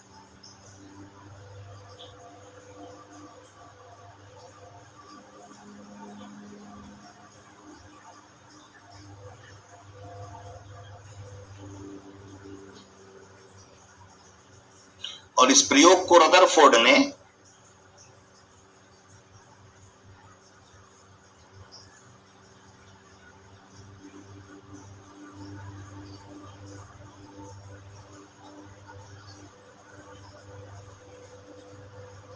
रदरफोर्ड का स्वर्ण पत्र प्रयोग जो है 1909 में लाया गया था।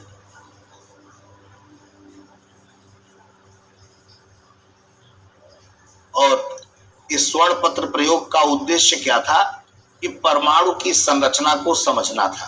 ठीक है, ये बात क्लियर हो गया यहां तक? यहां तक बात एकदम ओके है ना बेटा?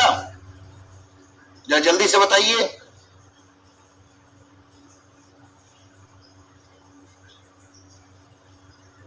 चलिए प्रयोग की विधि लिख लीजिए।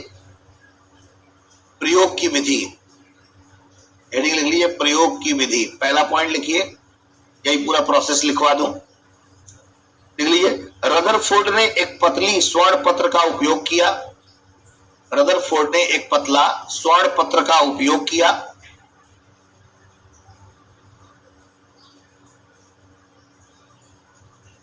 रदरफोर्ड ने एक पतला स्वर्ण पत्र का प्रयोग किया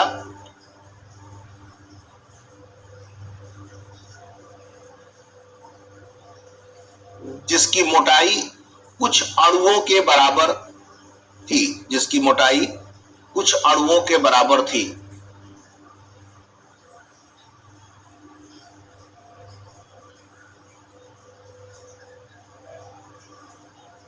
दूसरा पॉइंट, रदरफोर्ड ने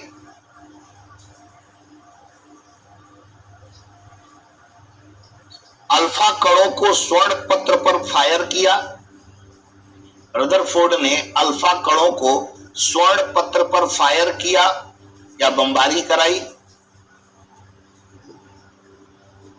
जो उच्च ऊर्जा वाले हीलियम नाभिक थे।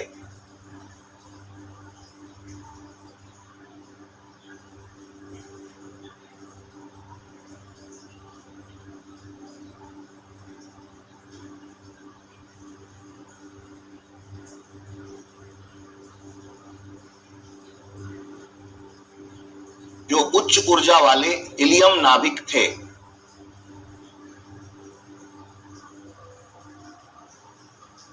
तीसरा पॉइंट, अल्फा कणों को स्वर्ण पत्र से टकराने पर, अल्फा कणों को स्वर्ण पत्र से टकराने पर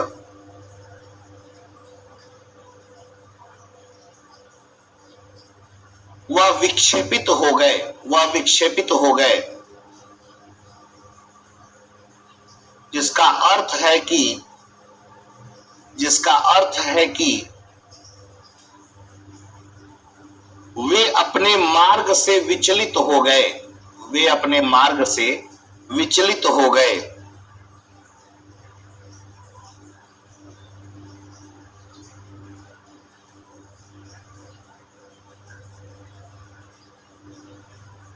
हेडिंग लिखिए, प्रयोग के परिणाम, प्रयोग के परिणाम, प्रयोग के परिणाम। हेडिंग लिख लीजिए। पहला परिणाम लिखिए, अधिकांश अल्फा कण स्वर्ण पत्र से गुजर गए। अधिकांश अल्फा कण स्वर्ण पत्र से गुजर गए। अधिकांश अल्फा कण स्वर्ण पत्र से गुजर गए। दूसरा पॉइंट, कुछ अल्फा कण विक्षेपित हुए, कुछ अल्फा कण विक्षेपित हुए।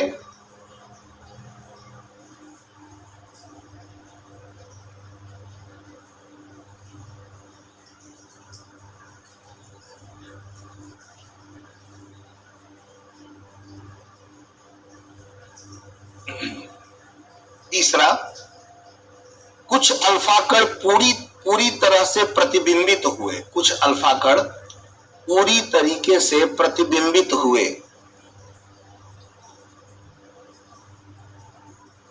अर्थात वह वापस लौट कर चले आए, वह वापस लौट कर चले आए। मेरी बात समझ गया ना? इस स्ट्रक्चर के आधार पर सब बताया जा रहा है। निष्कर्ष क्या निकला? हेडिंग लिख लीजिए, निष्कर्ष, निष्कर्ष लिख लीजिए।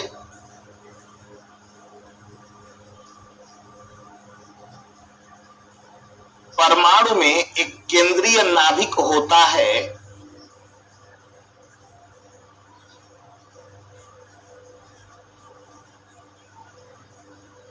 परमाणु में एक केंद्रीय नाभिक होता है जो धनात्मक आवेश वाला होता है, जो धनात्मक आवेश वाला होता है। दूसरा पॉइंट,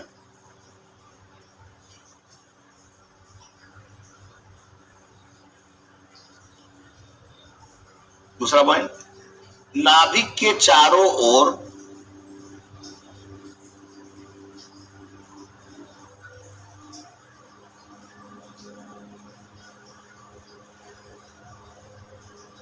इलेक्ट्रॉनों का एक बादल होता है।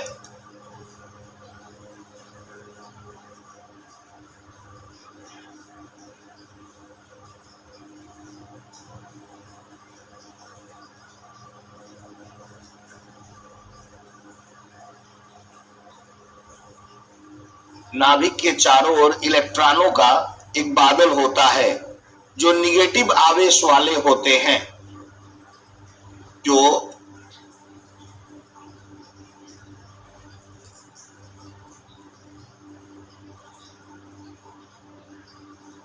जो निगेटिव आवेश वाले होते हैं। तीसरा लिख लीजिए, नाभिक का आकार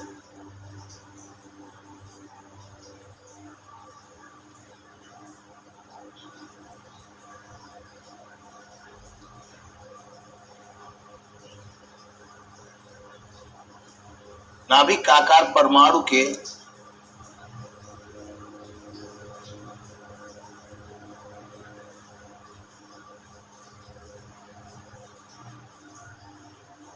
नाभिक का आकार परमाणु के आकार की तुलना में सबसे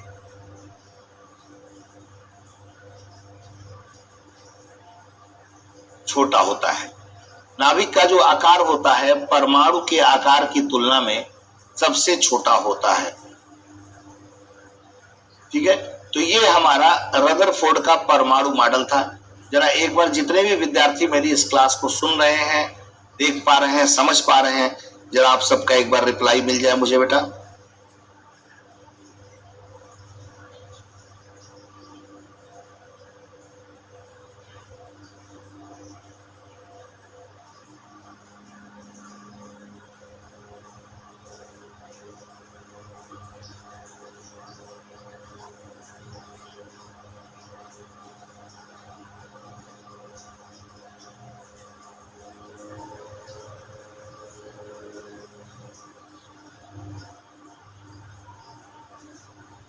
ऐसे ही सोने का पत्थर सही रहता है, रिएक्शन नहीं करता है जल्दी बेटा, इसीलिए लिया गया था।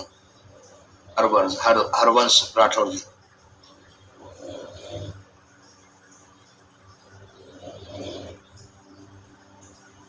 जल्दी बताइए सभी लोग।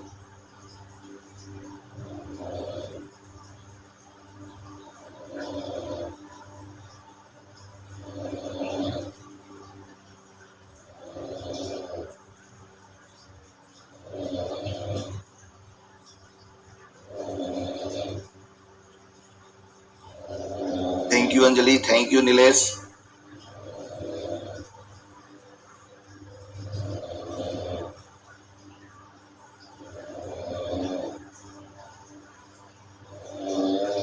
ठीक है, अब देखिए ये जो परमाणु मॉडल फिर प्रस्तुत किया गया किसी परमाणु में ऊर्जा स्तर के आधार पर, ये जो परमाणु मॉडल है ये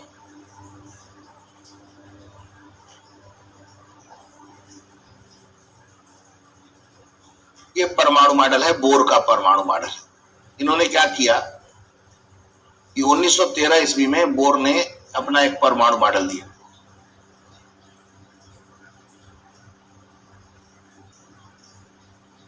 परमाणु मॉडल 1913 में इन्होंने दिया था।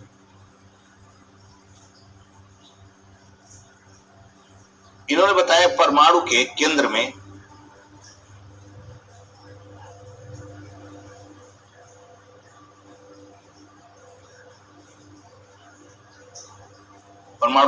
नाभिक होता है जिसमें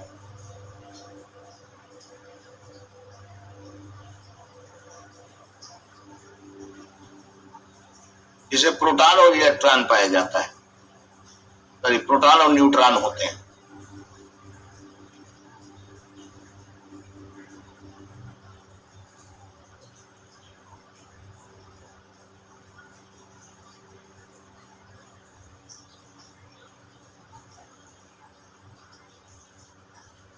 ठीक है, परमाणु के केंद्र में एक नाभिक होता है जिसमें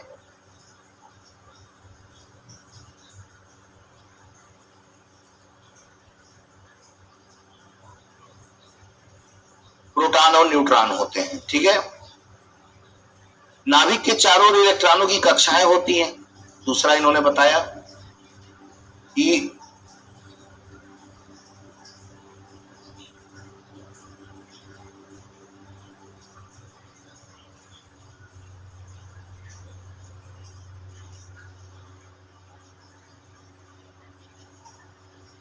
नाभिक के चारों ओर इलेक्ट्रॉन की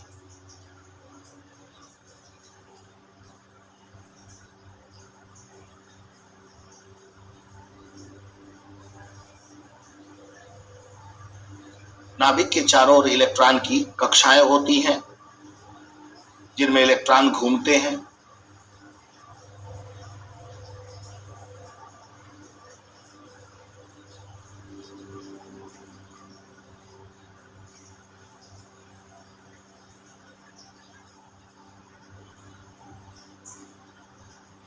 नेक्स्ट, प्रत्येक कक्षा में इलेक्ट्रॉन के लिए एक निश्चित ऊर्जा स्तर होता है।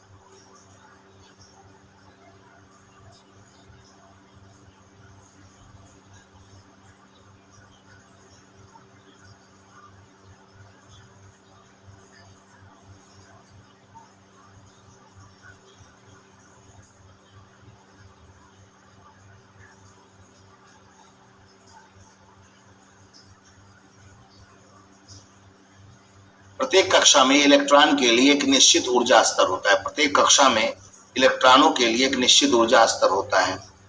इलेक्ट्रॉन एक कक्षा से दूसरी कक्षा में केवल क्वांटम छलांग द्वारा जा सकते हैं।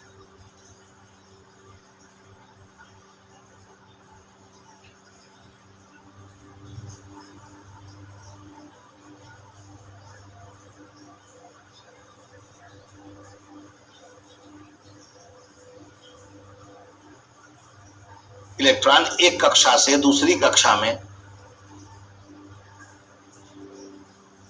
केवल क्वांटम छलांग द्वारा जा सकता है।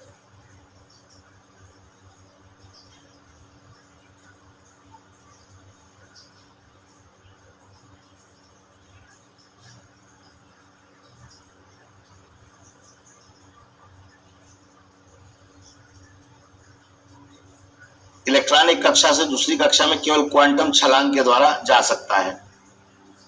नेक्स्ट, जब इलेक्ट्रॉन एक कक्षा से दूसरी कक्षा में जाता है तो वह विकिरण या अवशोषण या उत्सर्जन करता है।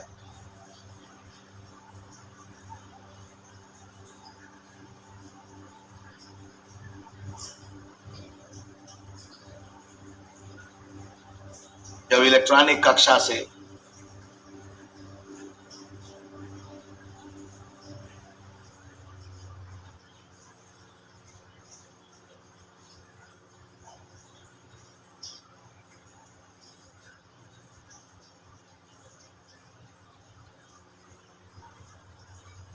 जब इलेक्ट्रॉन एक कक्षा से दूसरी कक्षा में जाता है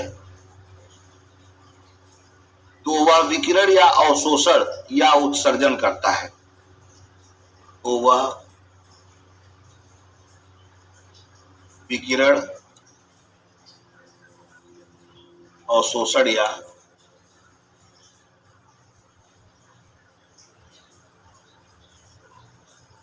उत्सर्जन करता है। ठीक है, जब इलेक्ट्रॉन एक कक्षा से दूसरी कक्षा में जाता है तो वह विकिरण, अवशोषण या उत्सर्जन करता है।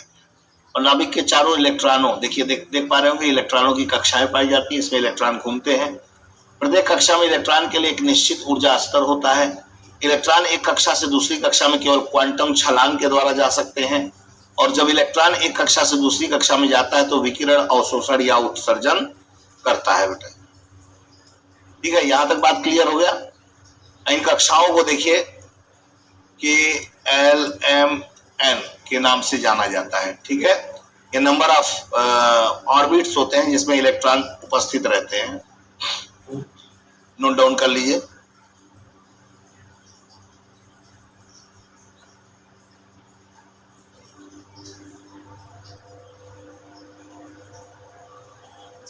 ठीक है, तो ये परमाणु, बोर के परमाणु मॉडल तक मैंने आपको बताया और आशा ही नहीं पूरा विश्वास है कि आप लोगों को जरूर मेरा ये सेशन पसंद आया होगा।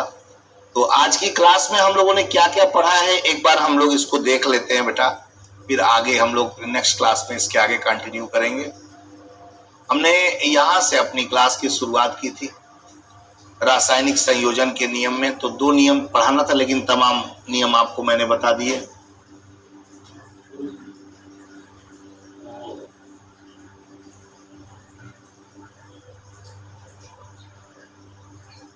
परमाणु क्या होता है ये बताया गया,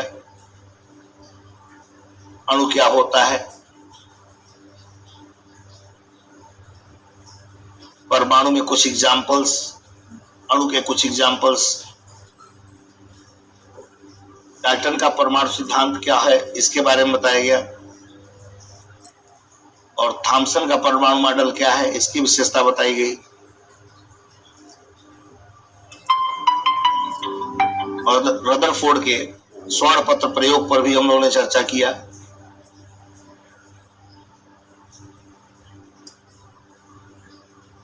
और फिर परमाणु की संरचना में नील्स बोर का क्या योगदान रहा है इसके बारे में आपको बताया गया। आशा ही नहीं पूरा विश्वास है कि आप लोगों को यह सेशन जरूर पसंद आया होगा। हम लोग फिर मिलते हैं नेक्स्ट क्लास में,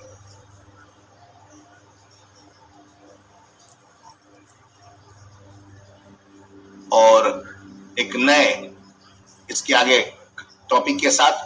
तब तक के लिए मैं TPN Singh, faculty science and technology, आप सभी